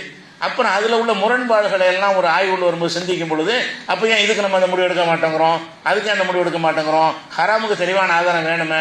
இந்த இந்தியாவை தவிர மற்ற அறிஞர்கள் யாரும் சொல்லாமல் இருக்கிறாங்க. என்ன காரணம்? அரபு மொழியில் பேசக்கூடிய எந்த ஒரு அறிஞர்களும் இதை இப்படி ஒரு ஹராம்னு சொல்லவே இல்லை. அரபு மொழியில் சில பேர் ஹராம் இல்லைன்னு சொல்லியிருக்கிறாங்க, மற்றவர்கள் இதை பற்றி பேசவே இல்லைன்னு. இது ஒரு சப்ஜெக்டாக அவங்களுக்கு இருந்ததில்லை. வேறு வேறு அறிஞர்களுக்கு இதை ஒரு டாப்பிக்காக சப்ஜெக்டாக அவங்க எடுக்கவே இல்லை. ஏன் எடுக்கலன்னு கேட்டால் அல்லாஹ் ஹலாலாக்குனா ஹலாலு, ஹராமாக்குனா ஹராம், இது ஹராமாக்கலை, அதை விட்டு போயிட்டாங்க. அந்த ஒரு அடிப்படையில் தான் நம்ம இது சொல்கிறோம். இது இதில் இது போக என்னென்னு கேட்டால் இதை கூட ஏற்றுக்கிறவங்க நம்ம ஆளுங்க. இதில் இவன் தர்காவுக்கு இப்போ செய்கிறான்ல சக்கரப்பாத்தியா, அதை சொல்லும்போது பயங்கரமாக வருவாங்க. அதையே வாங்கலாம்னு சொல்லும்போது இது என்னது, இது அது ஒன்றும் பிரச்சனை, உணவுல பிரச்சனையே கிடையாது. மூடு ஒரு சோறை சாப்பிடலாமான்னு கேட்டாங்கன்னு வைங்களேன். இப்போ ஒரு காஃபீர் தரக்கூடியதை சாப்பிட்லான்னு நம்ம சொல்லும் பொழுது இதுவும் கூட தானே சொல்லுவோம். அதை சொன்ன பேசாமல் இருப்பாங்க. பாரு அப்படிப்பாங்க. அது ரெண்டும் ஒரு நிலை தானப்பா. அதுவே கூடாது. சிலைக்கு வழிபாடு செஞ்சாலும் தான் கூடாது, தர்காவுக்கு வழிபாடு செஞ்சாலும் தான் கூடாது. அது வழிபாட்டில் அடங்காது, அதனால பாதிக்காது. இதையும் தான் பாதிக்காது. அது பாதிக்கலைன்னா இது பாதிக்காது. அவர்கள் என்ன வேணாலும் செஞ்சுட்டு போகிறாங்க. நீ போய் அல்லாஹ் படைச்ச சோத்துக்கு நீ என்னமோ சொன்னோன்னு அது ஹராமாயிருமா, நீ என்னமோ ஓதுனோன்னு அதனால ஹராமாயிருமா? அது நீ உனக்கு தாண்டா புனிதம். வெறுஞ்சோறுன்னு வச்சுட்டு போ, வெறுஞ்சோறுன்னு வச்சுட்டு போ திங்கிறேன் கணக்குதா, அது எதாவது இருக்குன்னு நினச்சி நான் வாங்க மாட்டேன் அப்படின்னு சொல்லுங்கள். யார் இருந்தாலும் அது சொல்லுங்கள். இது சாதாரண உணவு, உணவுக்கு மேலே ஒன்றும் கிடையாது. ஏன்னா இது அல்லாஹ் ஹலாலாக்குன உணவு. அல்லாஹ் ஹலாலாக்குனது உங்களுடைய செயல்களை அதை ஹராமாக்க முடியாது. நீங்கள் செஞ்ச செயல்கள் எந்த தாக்கத்தையும் ஏற்படுத்தாது. நீங்கள் தப்பாக வழங்கிட்டு இருக்கிறீங்க, நாங்கள் ஒரு பயணம் பண்ணிட்டு வாங்கிட்டு போங்க, இதில் தப்பே கிடையாது. நம்ம தப்பு நிறைய சொல்லியிருக்கிறோம், அதெல்லாம் எடுத்து என்ன செய்வாங்க, நாளைக்கு பேசுவாங்க. ஆனால் நம்ம அல்லாட்ட பதில் சொல்லணுங்கிறது பயப்படணும். ஏன்னா அறிஞர்கள் எடுத்துக்கிட்டிங்கன்னா இந்த மாதிரி விஷயத்தில் கொஞ்சம் கூட பயப்படாமல் எடுத்து உடைச்சிருவாங்க. நம்ம சொன்ன கருத்து தவறு என்று தெரிய வந்துச்சுன்னு சொன்னால் என்ன செய்வாங்க, நாங்கள் தவறாக சொல்லிட்டோம், இதுதான் கரெக்டுன்னு உடைச்சி சொல்லி எல்லா அறிஞர்களும் இப்போ 4 இமாம்ங்கிற அந்த 4 இமாம்களுக்குமே அவங்க மதுஹப் கித்தாபில் பார்த்தீங்கன்னு சொன்னால், இப்போ அபு ஹனீஃபா எடுத்தாருன்னா ஒரு விஷயத்தை சொன்னார்னு வரும்ல, அவர் ஒரு பல விஷயங்களில் 3 கருத்து சொல்லியிருப்பார். 3 ஒரே நாள் சொல்லியிருக்க மாட்டார். அவருடைய கருத்தில் வந்து இது கூடும் என்று சொன்னார், இது ஹராம் என்று சொன்னார், இது மக்ரூஹ் என்று சொன்னார்னு 3 எழுதி வச்சிருப்பாங்க. 3 ஒரே நாளில் கண்டிப்பாக எந்த மனிதனும் சொல்லியிருக்க முடியாது. அப்போ ஒரு கட்டத்தில் சில ஆதாரங்களை பார்க்கும்போது அவருக்கு மக்ரூஹ் மாதிரி தெரிஞ்சிருக்கும், மக்ரூஹ்னு இருப்பார். இன்னும் கொஞ்சம் அழுத்தமான ஆதாரம் கிடைக்கும் போது ஹராம்னு இருப்பார். இந்த ஆதாரம் பூரா பலவீனமான தெரியும் போது அதெல்லாம் தப்பு இல்லைன்னு இருப்பார். ஒரு கட்டத்தில் சொன்னா தான் இருக்கும். 3 விதமாக சொல்கிறாங்கன்னா 3 விதமாக ஒரே நேரத்தில் சொல்லியிருந்தாங்கன்னா அவர் அறிஞரை ஏற்றுக்க மாட்டாங்க. ஒரு மாதிரி ஒரு வழிகட்டாங்க போய் ஒதுக்கியிருப்பாங்க. அறிஞர்கள் 3-4 கருத்து சொல்லுறதுனா எதை வச்சு சொல்லுவாங்கன்னா ஒவ்வொரு காலகட்டத்தில் தான் சொல்லியிருப்பாங்க. ஒரு காலகட்டத்தில் அவங்களுக்கு கிடைத்த ஆதாரத்தின் அடிப்படையில் ஒன்றை ஹராமுன்னு இருப்பாங்க. இன்னொரு காலகட்டத்தில் அவங்களுக்கு கிடைச்ச ஆதாரத்தின் அடிப்படையில் முதல் சொன்ன தப்பு இதான் கரெக்டுன்னு திருத்திருப்பாங்க. திருத்துவதற்கு உங்களுக்கு வைக்கப்பட்டதே இல்லை. அப்போ அபு ஹனீஃபா இமாமுட வந்து அந்த ஹனஃபி கிதாபில் எடுத்து பார்த்தீங்கன்னு சொன்னால் அபு ஹனீஃபான்னு நீங்கள் அதாவது அபு ஹனீஃபா வாபஸ் வாங்கிய கருத்துக்கள்னு அடிங்க. அதுக்கு அரபியில் அபு ஹனீஃபா வாபஸ் வாங்கிய கருத்துக்கள்னு போட்டிங்கன்னு சொன்னால் ஒரு 200க்கு மேற்பட்ட விஷயங்களில் மாற்றிருக்கிறார். சொல்லி மக்களுக்கு பயப்படலை. நேற்று நம்ம சொல்லிட்டோமே நம்ம அறிஞ்சிருக்கிற ஒரு இமேஜ் என்ன ஆகுறது அப்படின்னு ஒரு பார்க்கல. இது தவறாக இருக்கு, நான் எப்படி தவறை நான் எப்படி ஒத்துக்கிறாம இருப்பேன், தவறு தான் அப்படின்னு சொல்லி அவர் செஞ்சிருக்கிறாரு. அப்போ ஷாஃபி இமாம் எடுத்துக்கிட்டீங்கன்னு சொன்னால் அவருக்கு வந்து கதீமும் ஜதீதும்பாங்க 2 சொல் இருக்கு அவருக்கு. பழைய சொல் புதிய சொல்னு பிரித்து வச்சிருக்காங்க ஷாஃபி இமாமுட. பழைய சொல்லுக்கும் புதிய சொல்லுக்கும் நேர் மாற்றமாக இருக்கும். பழைய சொல்னு சில விஷயங்களை சொல்லியிருப்பாரு, அதுக்கு நேர் மாற்றமாக புதிய சொல்னு சொல்லியிருப்பாங்க. அப்போ ஷாஃபி இமாம் சொன்னார்னு கேள்வி கேட்பாங்க, மதுஹப்ல சொல்லி தருவாங்க. அது கதீமா ஜதீதான்னு கேளுங்க. பழைய சொல்லுமா பழையதான் மாற்றி தரல மறையா அது சொல்கிறீங்க, பழசுன்றாலும் விட்டுட்டார், அதை புதுசு சொல்லுங்கன்னு கேட்டுருவாங்க. அப்போ புதுசு பழசுன்னு அவருடைய சொற்களை 2ஆக பிரிக்கிறாங்க. அவர் வந்து பழைய விஷயங்கள் எல்லாம் அவர் ஒரு பகுதியில் இருக்கும்போது ஒரு ஆதாரம் கிடைக்காத நேரத்தில் சொல்லிட்டாரு. கூடுதல் ஆதாரம் தெரிஞ்ச பிறகு என்ன செய்கிறாருன்னு கேட்டால் ஒவ்வொன்றையா கரெக்ஷன் பண்ணி இது தவறுன்னு சொல்லி தன்னுடைய கருத்துக்கு தானே மறுப்பு கொடுக்குறாரு. தான் ஏற்கனவே சொன்ன ஒரு விஷயத்துக்கு வந்து அவரே மறுத்து என்ன செய்கிறாரு, ஜதீது புதுசு, ஜதீதுனா புதுசுன்னு அர்த்தம், கதீம்னா பழசுன்னு அர்த்தம். இப்போ ஷாஃபி இமாமுடைய கிதாபுல எடுத்து பார்த்தீங்கன்னா அலல் கௌலில் கதீம், இது கதீமான சூழல் எப்படி இருக்கிறது, அலல் கௌலில் ஜதீதான சூழல் எப்படி இருக்குன்னு போட்டிருப்பாங்க. அப்படின்னா ஏன் அவர் 2யும் ஒரே நாளில் சொல்லலை அவர். அது ஒரு காலகட்டத்தில் சொன்னார். அவைகள்லாம் தவறுன்னு கூடுதல் ஆதாரம் கிடைச்ச பிறகு ஒருத்தர் ஒரு 5ஆம் கிளாஸ் படிச்சுட்டு இருக்கும்போது சில தவறுமா, அவன் எஸ்எல்சி +2 படிக்கும்போது அதை கொஞ்சம் கூடுதல் விவரம் கிடைக்குமா இல்லையா, அந்த மாதிரி தேடிக்கொண்டு வரும் பொழுது ஆய்வுகள் கூட வரும்போது நிறைய ஆதாரங்கள் கிடைக்கும். நேற்று கிடைச்சதை விட அதிகப்படியான ஆதாரங்கள் இன்னைக்கு கிடைச்சுன்னு சொன்னால் மாற்ற தான் செய்வாங்க. இப்படி சொல்லாத அறிஞர்களை யாரும் கிடையாது. அப்படி சொல்லாமல் இருந்திருப்பார்களே அவங்க அறிஞரும் கிடையாது. நான் நேற்று என்ன சொன்னேன்னு அதுதான் வழிகட்டு நாசமாக போங்க அப்படின்னு இருந்திருப்பான அவர் அறிஞர். அவர் ஒரு விஷயம் தப்பாக சொல்லிட்டாரு, மாடி தப்பை எப்படி நம்ம வாபஸ் வாங்குறது, நம்ம மரியாதை என்ன ஆகுறது, நம்ம அறிஞர்கிட்ட பில்டப் பண்ணி வச்சிருந்தோமே அதுபோல் அப்படின்னு அவர் நினைச்சிருந்தாரே. ஆனால் அவர் வழிகேட்டர் தானே, அவர் எப்படி அறிஞரை ஏற்றுக்கிற முடியும்? அவங்களுடைய ப்ளஸ் பாயிண்ட் இதுதான். முன்னால் உள்ள அறிஞர்களுடைய ப்ளஸ் பாயிண்ட் என்னன்னு கேட்டால் தவறை ஒத்துக்கிறது வெட்கப்படவே மாட்டாங்க. ஏன்னா இது மார்க் அல்லாவுடைய மார்க்கம். அல்லாவுடைய மார்க்க விஷயத்தில் வந்து தவறுன்னு ஒன்று தெரிய வந்துச்சுன்னு சொன்னால் கரெக்ஷன் பண்ணி நம்ம வாழ்ந்த காலத்தில் அல்லாஹ் திருத்திக் கொள்வதற்கு வாய்ப்பளித்தானே என்று சந்தோஷப்பட்டு என்ன செய்வாங்க, அதை செய்வாங்க. அதனால என்னன்னு கேட்டால் எல்லா இமாம்களுக்கும் இது இருக்குது. அஹ்மது ஹம்பலுக்கு 3 சொல்லு 4 சொல்லலாம் போடுவாங்க. ஒரு விஷயத்துக்கு 4 சொல்லலாம் அவர் சொல்லியிருக்கிறார். 4 ஒரே நேரத்தில் சொல்ல மாட்டார். 4 ஒரே நேரத்தில் சொல்லியிருப்பாருன்னா சொல்ல மாட்டார். என்ன செய்வார், அது ஒரு கட்டத்தில் ஒன்றை சொல்லியிருப்பார், இன்னொரு கட்டத்தில் இன்னும் கொஞ்சம் ஆதாரம் கிடைச்ச உடனே இன்னொன்று சொல்லியிருப்பார், இன்னொரு ஆதாரம் கிடைச்ச இன்னொன்று சொல்லியிருப்பார். அதனால் அவர் விதமாக 4 விதமாக சொன்னார்னு அறிவிப்பு வரும். அப்போ நம்ம என்ன விளங்கணும், அவருடைய நேர்மைக்கு சான்றாக எடுத்துக்கணும். அவங்க நேர்மையாக இருந்திருக்கிறாங்க, கரெக்டாக சிந்திச்சிருக்கிறாங்க என்பது எடுத்துக்கணும். அதனால இந்த பிரச்சனையை வந்து எதுக்கு விலைக்கு சொல்கிறேன்னு கேட்டால் நாம் கடந்த காலத்தில் சொன்னோங்கிற ஒரு விஷயம் வந்து பெரிய வழிகேடு. இப்போ நம்ம நோன்பு திறக்கும்போது ஒரு துவா இருக்குல்ல, எத்தனை வருஷமாக சொல்லிட்டு இருந்தோம், ரஹபல் இல்லாமல் உட்காந்துட்டு சொல்லிலாம் கொடுப்போம் ஒரு காலகட்டம் வரைக்கும். அந்த துவாவை தான் சுன்னத்தான துவான்னு சொல்லி பல வருஷங்கள் பிரச்சாரம் பண்ணணும், பத்திரிகையில் எழுதணும், நோட்டீஸுகள்லாம் போட்டோம். அதில் ஒரு ஆள் வர்றாரு, பலவீனமான ஆளை வந்து நல்ல ஒரு ஆள் நினைத்து நம்ம நினைஞ்சிருந்தோம், அது செஞ்சுருந்தோம். அப்புறம் சில அறிஞர் என்ன செய்கிறாங்கன்னு கேட்டால் அந்த பேரில் 2 பேர் இருக்கிறாங்க. இவர் வந்து இந்த ஆளை தவறாக குறிப்பிடுறாரு, அவர் பலவீனமான ஆள் தான் அந்த ஹதீஸில் வந்திருக்கிறாரு. ஒரே பேராக இருக்கும், ஆனால் வெவ்வேறு ஆளாக இருப்பாங்க. இஸ்மாயில் 4 பேர் இருப்பாங்கன்னு வைங்களேன். நம்ம வந்து நல்ல இஸ்மாயில் நினச்சி நம்ம அந்த சரின்னு இருப்போம். கெட்ட இஸ்மாயில் ஒருத்தர் இருப்பார், இது நல்ல இஸ்மாயில் கிடையாது, அந்த அவர் தான். அதுக்குரிய காரணங்களெல்லாம் சொல்லி அதில் வரக்கூடிய இஸ்மாயிலுங்கிறது நல்ல ஒரு அப்படின்னு எடுத்து காட்டின பிறகு அப்போ நம்ம ஆள் மாறாட்டத்தில் நம்ம தப்பை விளங்கிட்டோம் அப்படின்னு தெரிஞ்ச உடனே இதையே கட்டுரையா போட்டோமா இல்லையா? ரஹபல்லாமுங்கிற துவா வந்து இல்லை, அது சரியான ஹதீஸை நம்ம பல வருடங்களாக சொல்லி வந்தோம். ஆனால் அது தவறு என்ற காரணத்தினால் நாங்களே பகிரங்கமாக அதை அறிவிக்கிறோம் என்று சொல்லி அதை ஆர்டிகலாக போட்டோம். கேள்வி எது கேட்கும்போது பகிரங்கமாக சொல்கிறோம். இப்படித்தான் நம்முடைய இதுதான் தௌஹீது. தௌஹீதுடைய பேச என்னன்னு கேட்டால் ஆதாரங்களுக்கு கட்டுப்படுறான் தௌஹீது. நாங்கள் எதில் இருந்து அது மதுகபில் இருந்துட்டு போயிடலாமே, எதில் இருந்தோமோ அதிலே தான் இருக்கணும்னு சொன்னால் மதுகபில் இருந்தோம். அதுவும் மார்க் அடிப்படையிலான ஒரு சரியான மார்க்குன்னு நினச்சிக்கிட்டு இருந்தீங்க, அதை விட்டு வந்தோம். ஆதாரங்கள் இல்லை தான் காரணம். மதுகபில் நம்ம எதுக்காக வந்தோம் என்று கேட்டால் அதில் உள்ள ஆதாரங்கள் அடிப்படையில் இருக்கிறத ஏற்றுக்கிற மாட்டேங்கிறாங்க, ஆதாரத்துக்கு எல்லாமே செய்கிறாங்கன்னு தெரிஞ்சவொன்னு வந்தோம்ல. அது அது தொடர்ச்சியாக நமக்கு இருக்கணும், கேமரால் வரைக்கும் இருக்கணும். ஒரு இயக்கத்தில் வந்தோன்னே இதுக்கு மேலே ஸ்டாப்பு, இது வரைக்கும் நாங்கள் தவறாக மாற்றிக்கிறோம், இந்த இயக்கத்துக்கு வந்தப்பறம் தவறாக மாற்றிக்கிற மாட்டோம்னா அது அது பெரிய பயங்கர வழிகேடலை. நம்ம ஒரு இயக்கத்தில் சேர்ந்துட்டோம், அந்த இயக்கம் வந்து என்ன செய்கிறது, இதான் முடிவு, முடிஞ்ச முடிவுன்னு சொல்லிடுறாங்க. ஆனால் ஆய்வு செஞ்சு பார்த்தா அது தப்பாக தெரியுது, அதை மாற்ற மாட்டேங்கிறாங்கன்னா அது மதுகபோட கேடுகட்டது தானே. அப்போ அதுக்காக நம்ம இயக்கத்தில் இருக்க முடியாது. மார்க்கத்துக்காக தானே இயக்கம், இயக்கத்துக்காக மார்க்கம், மார்க்கத்துக்காக தான் இயக்கம்ங்கிறது. மார்க்கம்ங்கிற விஷயத்தில் வந்து இந்த பேசிக்கில் நம்ம தெளிவாக இருந்தோம் என்று சொன்னால் இதில் வந்து நமக்கு குழப்பம் வராது. அப்போ என்ன பிரச்சனை என்று கேட்டால் அந்த 4 விஷயங்கள் எல்லாம் ஹராமாக்கும் போது இறைவன் அல்லாதவர்களுக்காக அறுக்கப்பட்டதைத்தான் ஹராம்னு சொல்கிறான். மைத்தது ஹராமுங்கிறான், ரத்த ஹராமுங்கிறான், பன்றியுடைய இறைச்சின்னா பன்றியுடைய எல்லாம் ஹராமுங்கிறான். அதே மாதிரி இறைவன் அல்லாத ஒரு பேரை சொல்லி அறுக்கப்பட்டதெல்லாம் ஹராமு அப்படின்னு எல்லாம் முடிச்சிடறான். இந்த நேரத்தில் வந்து இப்போ தர்காவில் போய் அறுக்கிறாங்கன்னு வைங்க, அது ஹராம் தான். தர்காவில் போய் அறுக்கிறாங்கல்ல, ஆட்டை இருக்கிறாங்க, நாகூர் ஆண்டவருக்கு நேர்ச்சி பண்ணி அறுக்கிறாங்க, அல்லது வீட்டில் இருக்கிறதையே நாகூர் ஆண்டவர் பெயரால் இருக்கிறாங்க. அது அல்லாவுக்காக இருக்கிறதும் இந்த பொருள் பயணத்துக்கு அதை அல்லாவுக்காகவும் இருக்கணும், அல்லாவின் பேரை சொல்லி இருக்கணும். இவன் அல்லாவுடைய பேரை சொல்லி அப்துல் காதர் ஜிலானிக்கு அறுத்தான்னு சொன்னால் அல்லாவுடைய பிஸ்மில்லா சொல்லிடுவோம் அறுக்கிற முறைக்காக வேண்டி. அது யாருக்கு அறுப்பான்? இது அப்துல் காதர் ஜிலானியுடைய நெருக்கத்தை பெறுவதற்காக வேண்டி அங்கே நாகூரில் கொண்டு போய் அறுக்கிறான்னா என்ன அர்த்தம்? ஒரு குறிப்பிட்ட தர்காவில் போய் அறுக்கிறான்னு சொன்னால் அந்த பிராணியை அவருக்கு படையல் செய்கிறான், அந்த மாதிரி செய்வது அது ஹராம். ஏன்னா உயிரினம் 2 தப்புகள் இருக்குது. ஒன்று இறைவன் அல்லாத ஒரு பேரை சொல்றது ஒன்று, அல்ல இறைவன் பேரை சொல்லிட்டாலும் அது அறுக்கப்பட்டது யாருக்காக? இன்னாருக்காக, அவர் ஆளுக்காக அறுத்து சாப்பிடலாம். இப்போ நம்மளே அறுக்கிறோம்னா விருந்தாளிக்காக ஒரு ஆட்டை அறுப்போம், விருந்தாளிக்காக ஆட்டை அறுக்கிறதுனால அது ஹராமாகாது. ஏன்னு கேட்டால் விருந்தாளி சாப்பிடுவதற்காக இருக்கிறோம். நம்ம ஒரு ஆட்டை அறுக்கிறோம் என்று கேட்டால் பிஸ்மில்லா சொல்லி 10 விருந்தாளி வந்துட்டாங்க, அல்ல கல்யாணத்துக்கு ஆளுக்கெல்லாம் கூப்பிட்டுருக்குறோம் அப்படின்னு அர்த்தம்னு சொன்னால் அந்த மக்களுக்கு கொடுப்பதற்காக இருக்கிறோன்னு அர்த்தம்.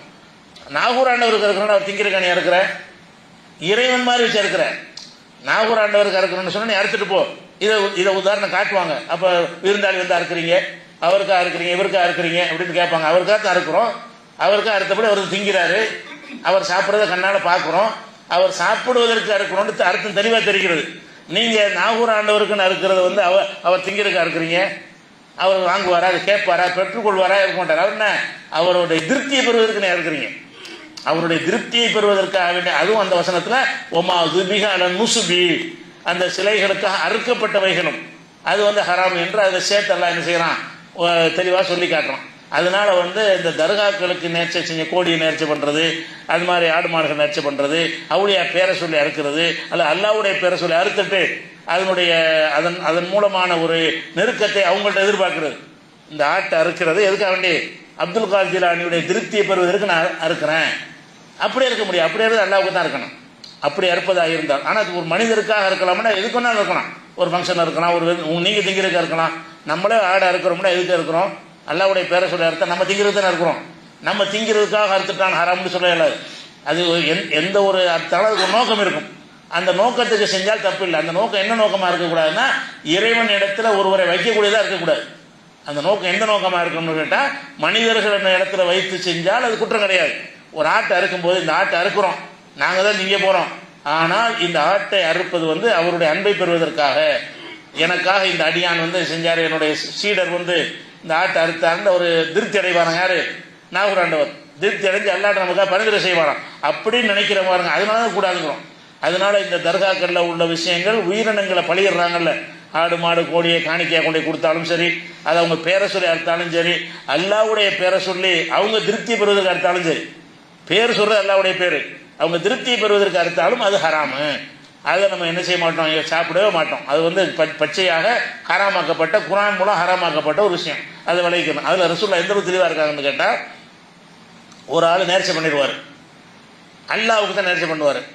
என்ன நேர்ச்சை பண்ணுவார்னா, ஒரு ஒட்டகத்தை அறுத்து பலியிடுவது என்று நேர்ச்சை பண்ணிடுறாரு. எதுக்காக? அல்லாஹ்வுக்காண்டி.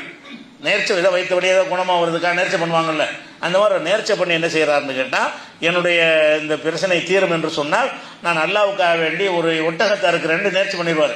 நேர்ச்சை பண்ணும்போது என்ன செய்வார்னு கேட்டால், ஒரு இடத்தை குறிப்பிட்டு நேர்ச்சி செஞ்சிருவார். புவானான்னு ஒரு இடம் இருந்தது.